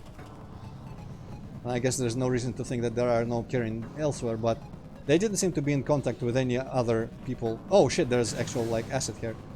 So you have to wonder, how did they actually survive as a population? I think the game actually tells you that, but I'm not sure if you need to hit those question marks for that. Like, it definitely tells you at some point. What about that secret that Jeff just mentioned, or... Yeah. Oh, okay. Also, I would say, I don't know if I like them better than Diamond Dogs. I think I like Diamond Dogs more. They were kind of annoying, but what redeemed Diamond Dogs is... spoilers for anyone, but it's a minor thing. That's like, it's mentioned in the end, in the very like finale of the show, that they have been like trying to bring a peaceful relations between the Diamond Dogs and the Anthro Cat people. So that means the diamond dogs are not just like a one-off barbaric by nature, like, or dumb by nature race that is literally exist for just like being assholes for one episode. I think we should play one of those furry bronze games. Well, if I had a Patreon, I would take you up for that a written contract, so you would not be able to back out of that obligation, and I would play it. Like, I would get. But what games are that? Also, yeah, I don't even know them. I guess no. That I'm thing just was not a prawn curious. game. Tell me the game's names. The only prawn. I'm just curious what you want to make Antroid play. The only furry ass game that's not really furry ass, but everyone's like, oh, this is probably a furry game. Was that Dust Elysium or Elysium something? Dust? Dust Elysium Tale. Yeah, that one. But that's literally, it has like Disney animals in it. But for some people, furries have ruined Disney animals. I feel like I probably missed a bunch of lambs. Jeff, I remember doing that, and I don't think I had to look it up on the internet or anything. Did I miss any lambs or did I just... I hope I didn't. Okay, whatever. Please tell me you don't want to 100% the demo. Well, I mean... kind of. Is it like particularly unreasonable? Well, I mean, there is no point, kinda. Oh.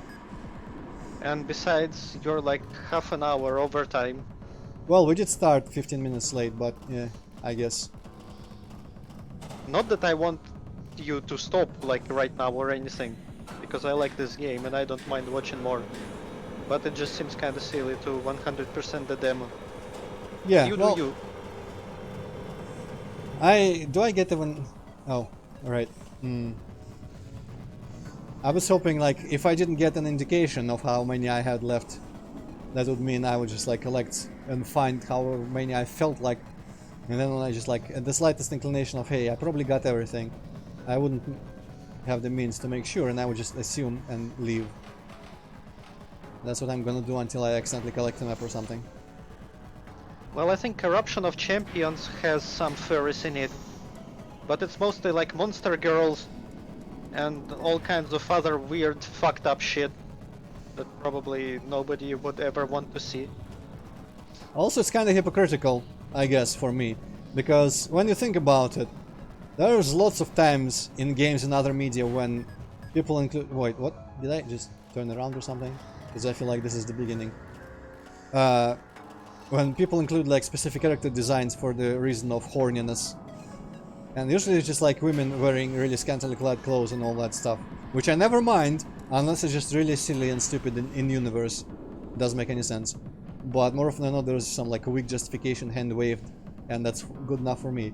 But I guess when it's a specific like fetish I don't share, I don't like when it's like forcibly inserted like that. Well, not forcibly, but you know. So it's pretty hypocritical. I'm not against the principle of the thing, I guess, then, in practice. It's one of those things. More against the specific cases which I don't like, but, you know. That's why I'm not saying stop doing it, I'm just saying I'm not a fan of it being done here, in this specific case. Dick butt. Is this anything but a backwards dick? I don't think so. Oh, the Fireflies has been backwards dicks the whole time. Shit.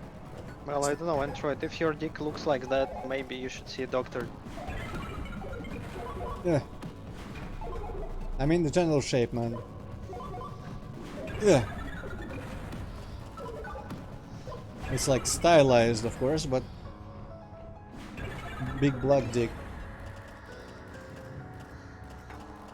Well, I mean, I have not seen many sexualized men, but I guess I would be slightly less against that than the animal characters still. Because it feels only fair that if you have a lot of sexualized women, you might as well put a bunch of sexualized men. I wouldn't be like repulsed to the point of, ah, this is gay shit, I'm just gonna not, can you not do it? Which is weird because well, I mean, you don't even need overly sexualized men. I mean, well, girls are gonna, like, totally fangirl about just any handsome actor. Like Also Henry fair. Cavill in Witcher. Also fair, yes. You don't need to dress him in bikini. It's already working. Of course, you always get the kind of people that would say like, "Well, there's no over-sexualized man. It's like it's a inequality." Blah. But either that means that actually secretly women would be into men being as sexualized as women are in media right now, or it's just like a principle of the thing, like they wouldn't really care about it, but they still are annoyed that it isn't done because it's like a one-sided thing in the end. Level 3. I feel like we're just two fucking nerds and shouldn't be even talking about it. Yeah, well, I mean, it's always interesting to speculate about why people think the things they think. Maybe not always, but often.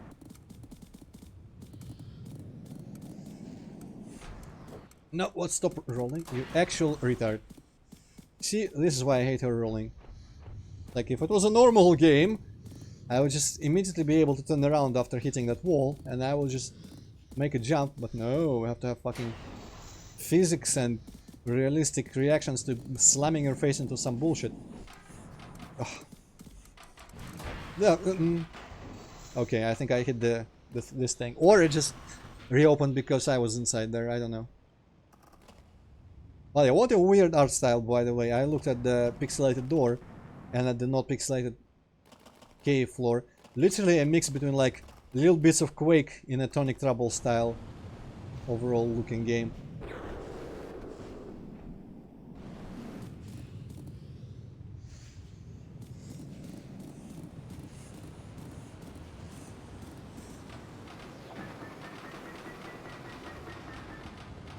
Man, this is... ooh, stealth section. If this wasn't a good game, I would be really like just like shitting on the environments. Oh, not a real stealth section, huh? Because they look like a complete newbie Series Sam levels. But I got respect for them in this case.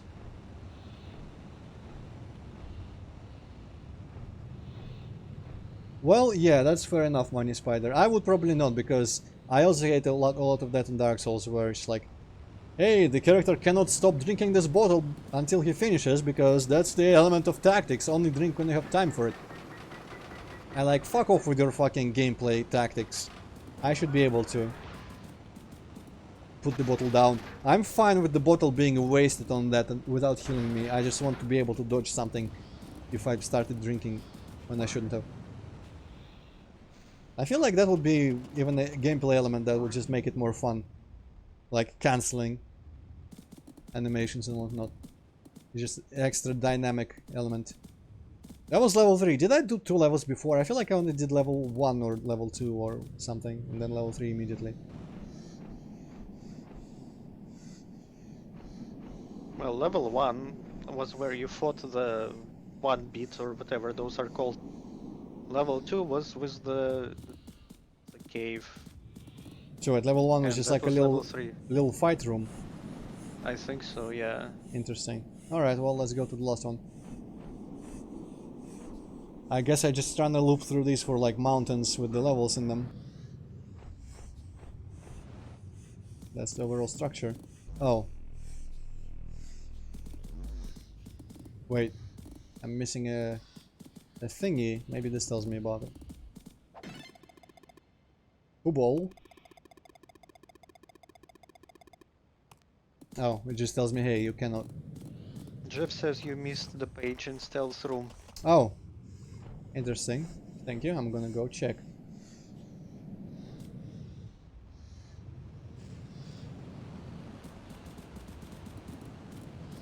Maybe I never went in the middle of it or wherever the page might have been. Whoops. Well, honestly, that cave wasn't very hard. I was just lost in it a bit.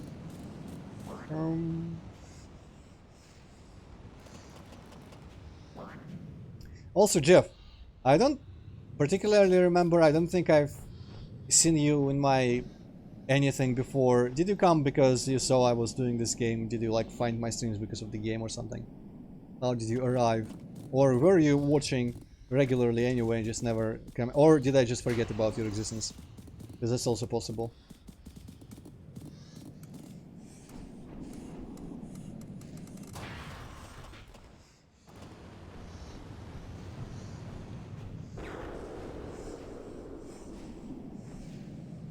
flying by all the lights like a total pro.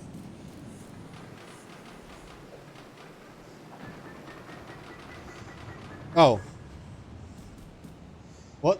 That was its own level. Right. Level 3. How was that a level? Oh, now it's a... okay. I see. Oh, shit. I thought they didn't have the stealth thing mechanic by this point yet. They just had this kind of room. And then they use it for the stealth later when they figured out they could do it. Okay, please turn just right. Yes, thank you.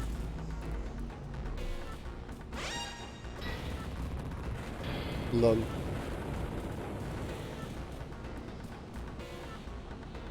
Ah, cool, Jeff. This is a cool game. Yeah.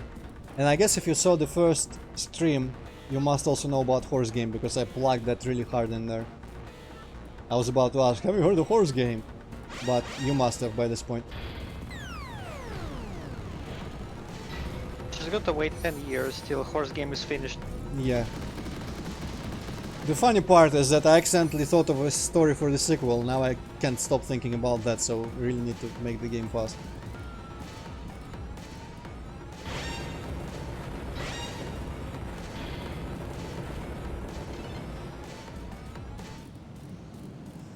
I also don't think I would have ever searched for anyone playing this game, because I only watch people play the games when there's like unexpected things that I want to see them react to or something. Well, I don't know. I beat the game and I had fun watching you play it. Well, I mean, that's kind of like we're friends, so it's a more interesting thing. But I don't know if I would ever watch anyone play a game without there being like specific things I wanted to see people's reactions to, be it story or... Huh? Be it story or just like scares or something. Oh, I really need to wail on this fucking beverage.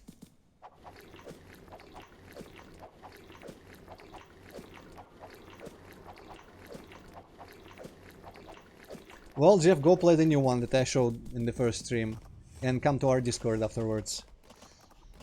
Of course, that is if you care about the Shameful game. promotion. Well, I mean, I promoted this game for 4 sessions. I have a right. First, make Yeah, it that's down. where it tells you.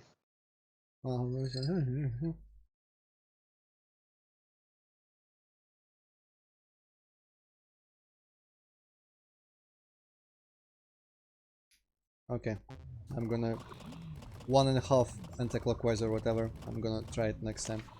I'm outside. Oh, problems.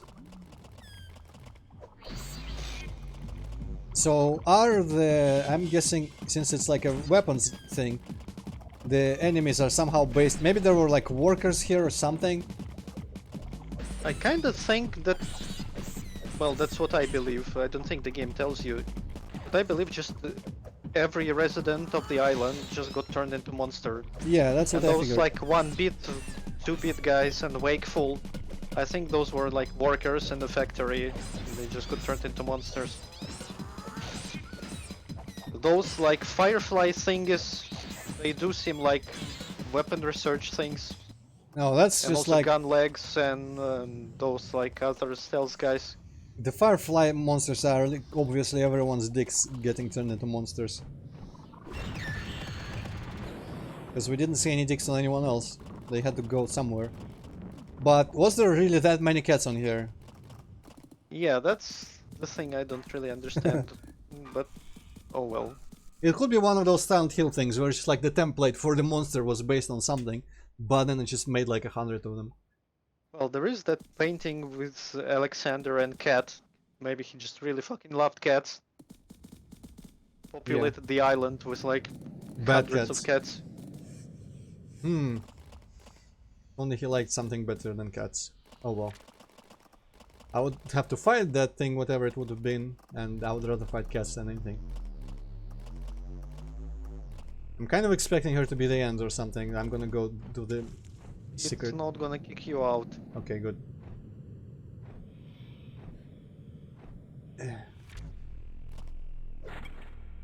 And she even has the cat diagram to open her. Literally like, just like, hello. No hard to come sluten of demon. Demon slot, huh? Where is that? Tell me more. Aog medat duvar se flink sam fachma. You call them like for this or frying. Oh no.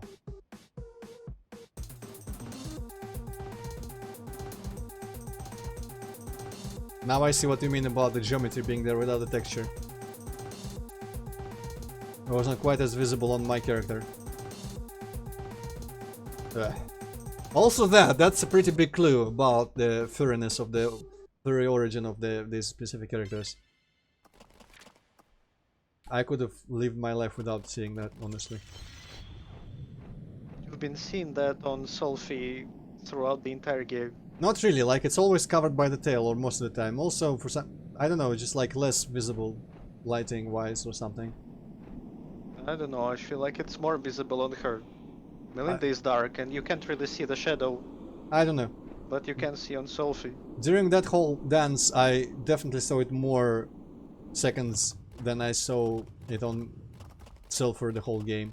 I'm never looking at that part, but she literally shakes in your face in the camera. Okay, anti-clockwise, I guess. There are some. Watch the air twice. I already kind of forgot how many things I need to do. I think it's like 1.5. And I guess it probably punishes you for overshooting. 1.5 approximate. Ah, jump. Okay, I also need to jump. So 1.5, that means I need to end opposite the island. I think you just need to jump now. Yeah, too late. Unless it just doesn't, like, you know, ruin the... Yeah, you don't hear the beeps. Yeah, you did it. So now I go in the straw. Now it's Probably, not yeah. poison. Cool.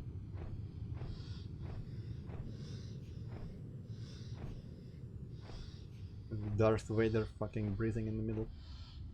Ugh. So Jeff, anything in my approach to this game and whatever challenges were in it that was like radically different from what you did, or was it completely pointless for you because there's not really many ways to approach this game, or what? I think the funniest thing that I did was that like cheesy ass tank strategy that ended up being way harder than actual fighting it for real.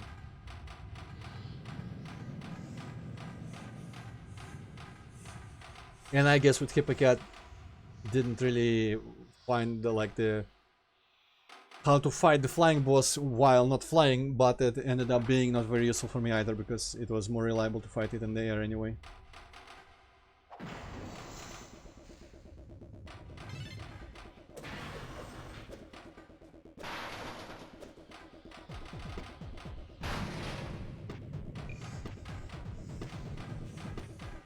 Bah, now I don't know where the optional way is and where. Also, Hippocat. So, I don't remember how many things you wanted, like, asked about telling me. But now that I've beaten the game, feel free to tell me all the, like, fun facts that you wanted about things. I think I already told everything I could. I think you wanted to give me a hint about some boss.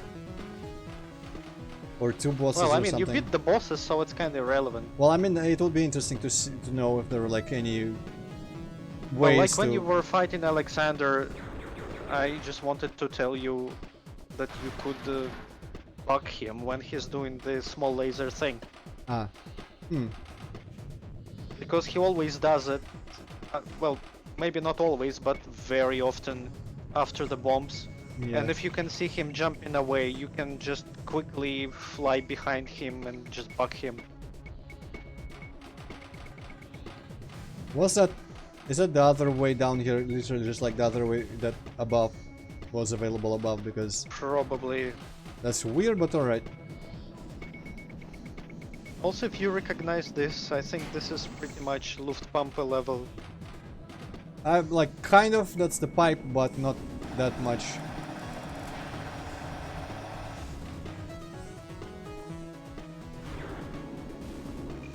Yeah. Similar enough, but I don't remember the actual layout.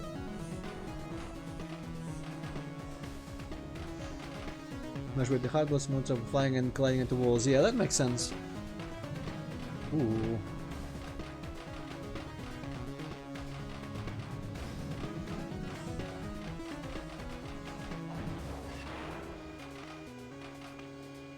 Whatever this is, I don't remember this from the lift pump. There Or was an optional area with lamps. It was slightly different. There was also an elevator. ah, okay.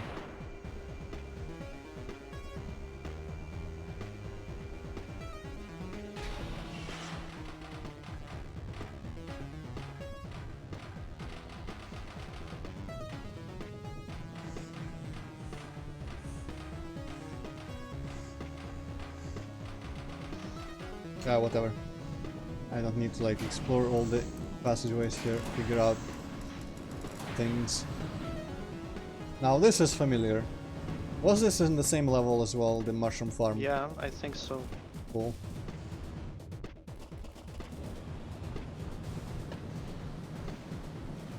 I think if we make another horse game demo in the future, is gonna be at that point already part of a real game level instead of making something specific for a demo. I think we're gonna start, especially when Ben comes back from his like life situation, whatever he has, like resting for a couple months from horse game work. Are you gonna use the broccoli level, or are you just gonna throw it away Well, completely? I wasn't planning on it, but I kind of wanted, honestly, I kind of wanted to put both demo levels somehow in the final game as like, just like you could access, kind of like this here, you could access them from the menu or something like that. Just so they're still somehow connected to the main game at least. But it's definitely, story-wise, it has no place in it, and it's like just like one little area, not even remotely the size of a real level as I imagine it.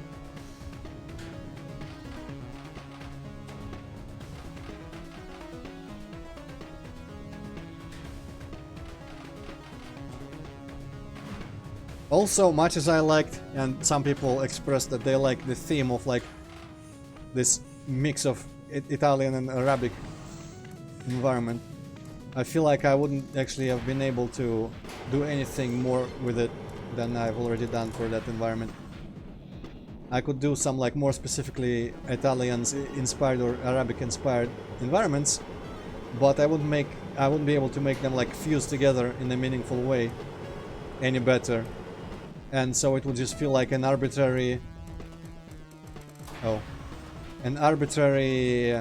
combination of two themes, and I don't like that unless there's like a good reason for it, or the combination makes like a different result that like cohesively becomes a new third thing and not just like this and that at the same time.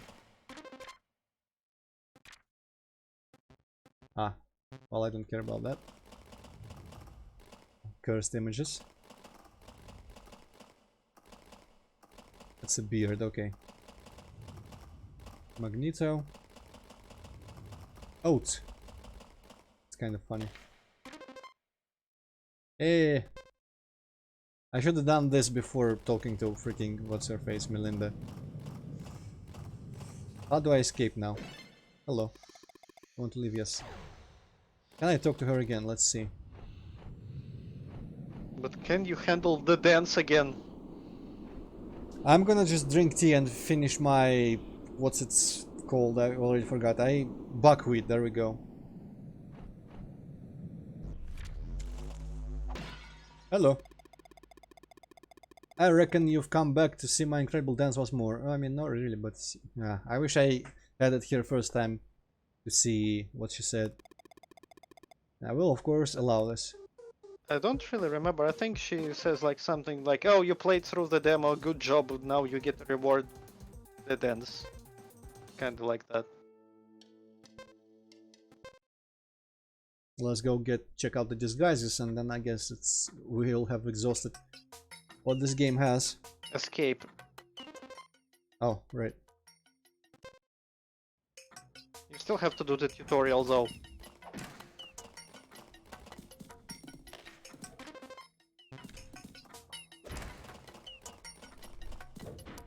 Escape. Well, I mean, she says something.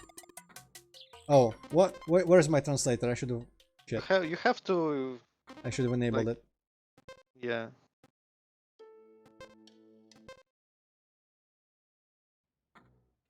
No, I don't remember. You may have to like get it first. Oh, you do have it. Okay. Belief risk doesn't translate. Oh, Well, I don't think it actually means anything. well, I mean the words should mean something. It's not like just like random letters. Those kind of look like names. Oh. I see you feel better. Follow me to the yard. That translator thing sure was worth it, right? Exactly.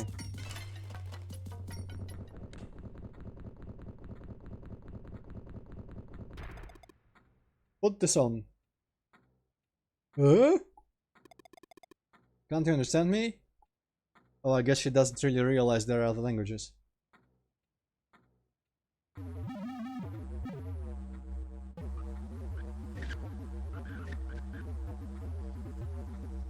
Where did she learn to draw? I guess there's not many things to do.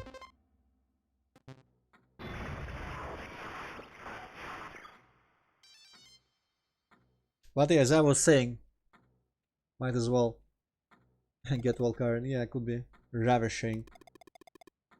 And fight, can't you? Hey, there's the elevator fight music again. What we're gonna be doing, I think, if I can gather the will to start, I will probably start doing like graphical assets for the next environment.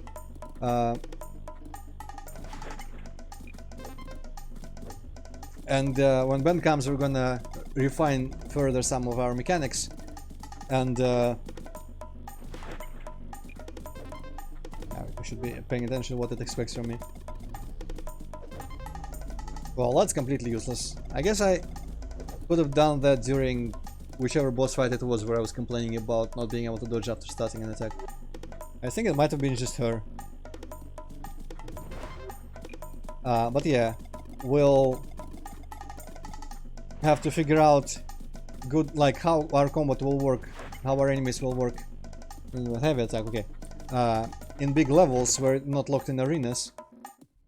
And for that we'll have to make a new big environment, and of course we'd rather not waste effort and time on just making another one that's not going to be used.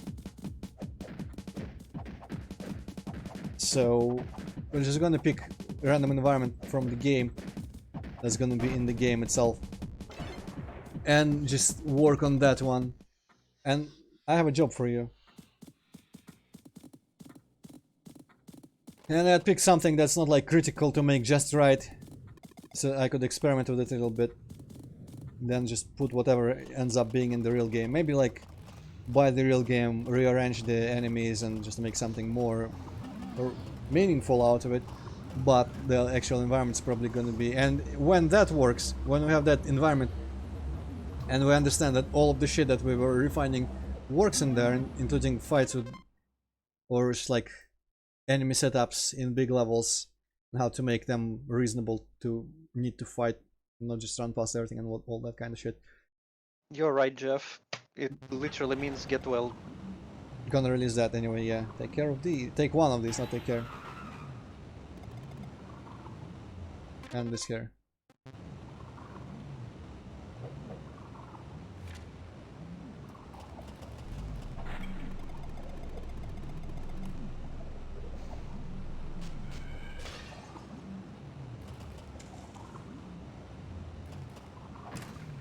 You have to beat the first level. Oh, yeah. Oh well, might as well. You can ignore the blobs though. I guess I can, can't I?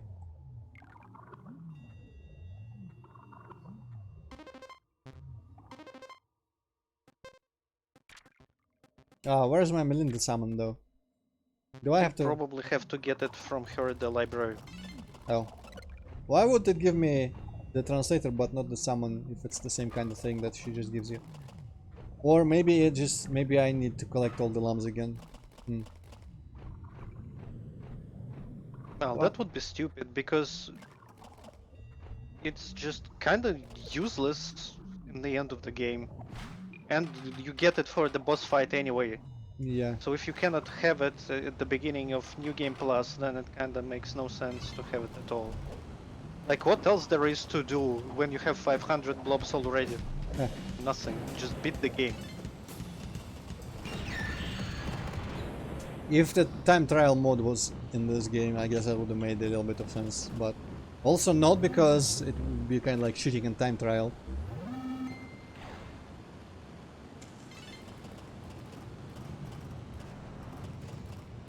Okay, time to go up to the library, get the Melinda, get the disguises. Oh, about this, you want to tell me something about this thing? Yeah, I wanted to say that it's like fuck knows what this is, but I haven't done anything with it. Ah, maybe it's one of Like, those. I mean, you got everything and you didn't open it. Could be something mega hidden. Like, if something was hidden as well as that one lump in the rock, but not indicated.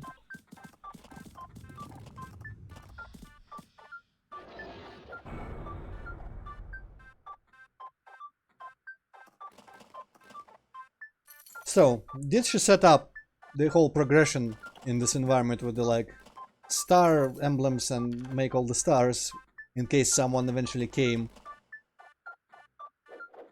Is that what's implied here?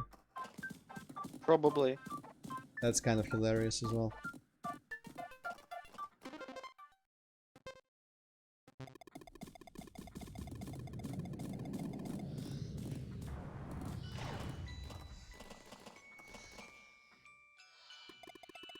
Ooh, interesting. I feel like I'm not supposed to talk to her while there's like that thing happening as well. Oof.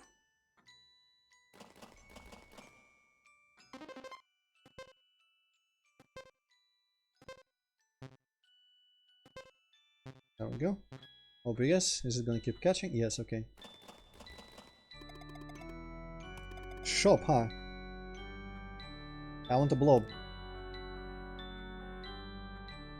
I see, that's the one. Anything else? I also like how it says snob. Probably just she doesn't speak English. Like, what's the word for the store? I don't fucking know. Something like that.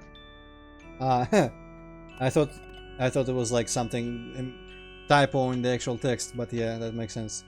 That's kind of funny as well.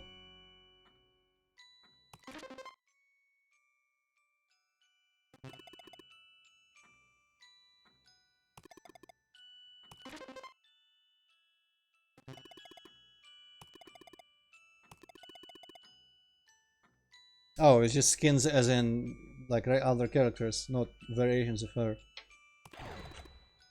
I wish she reacted to this.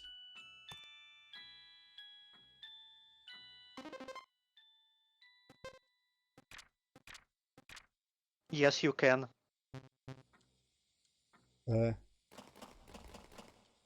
Well, she's at the store. She cannot ride you and be at the store at the same time. I mean, far it be from me to tell her or to assume what she can or cannot do. Stuff of nightmares. So she can teleport off me and behind the snob. Yeah, wow, that's a good detail.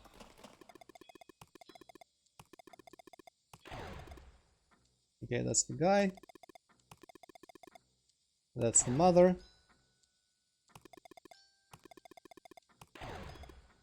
Enemy type. This kind of dude, I actually kind of want to run around as this thing for a bit. Oh. I guess I get magical wings with her, but I kind of want to see how my wings look without Melinda on my back. Mechanical, cool.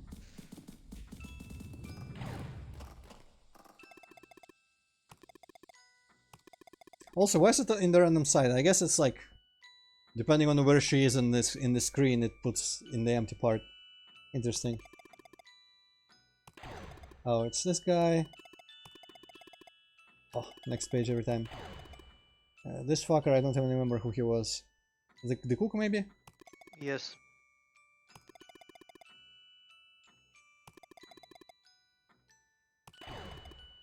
Uh, No idea who the fuck this guy is. Probably another back arrow C type thing.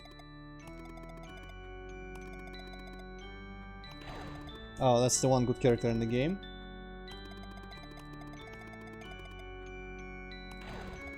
Ah, he was just named the Surgeon.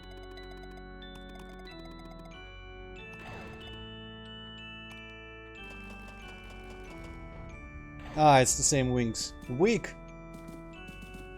Actually, now a lot of the other characters shouldn't have wings. Do they all get like these mechanical weirdo wings then? They have like either mechanical or magical or something. Like if you choose Surgeon, Yeah, that's it what I has was... like scalpel wings. Wow, that's kind of dumb as hell. Come from his bags. It's kind of funny, but also kind of dumb. I guess I'm gonna lean towards funny. Because it's not an attempt to be a serious thing, it's just like a little Easter egg playing as other characters, so they just have ridiculous wings. Now I kinda wanna remember who was also not a Pegasus or something, who didn't have wings. Maybe someone else has amusing wings. Yeah. Oh, that's enough. Well, gonna just have double Melinda and end the game.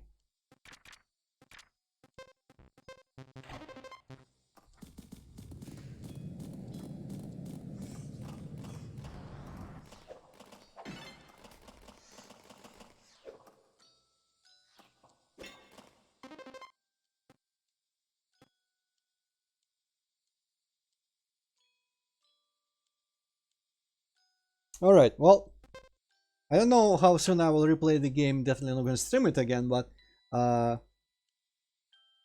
probably not gonna be as into it as Hippycat in terms of replaying it over and over or something. Because just like, okay, I had my fun, but replaying it right now, it almost feels like if I beat a level and then just immediately went into it just to play it again, and I don't think any level is that good. And this game is short enough that, you know, just kind of the whole game feels like that. So I don't know. Maybe I don't remember if I ever replayed the game immediately after beating it the first time. So probably I can't think of any case of a game would have to be of a certain quality for me to do that. So it's not like it's worse than other games I liked in that regard. So I don't know. Someday I'll replay it with the translator and see the dialogue. But I cannot tell how soon that will be. But yeah, really cool game. Really cool. I don't feel like I need to re-summarize all my thoughts. Everything was cool. I had one gripe with with an idea, being the dog characters, and some gripes with the realization, so yeah, being some of the character control stuff.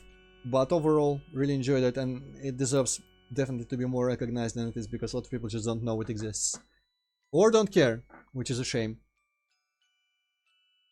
But I don't know. I guess I can't really do much about it myself. If I was a bigger streamer, that would be a slight promotion. But at least I mentioned it in the Horse Gaming Discord and recommended it really heavily to the one person who was talking to me at the moment. I'm not gonna go around and advertise it in other communities that have nothing to do with it, though. Unfortunate. Oh well.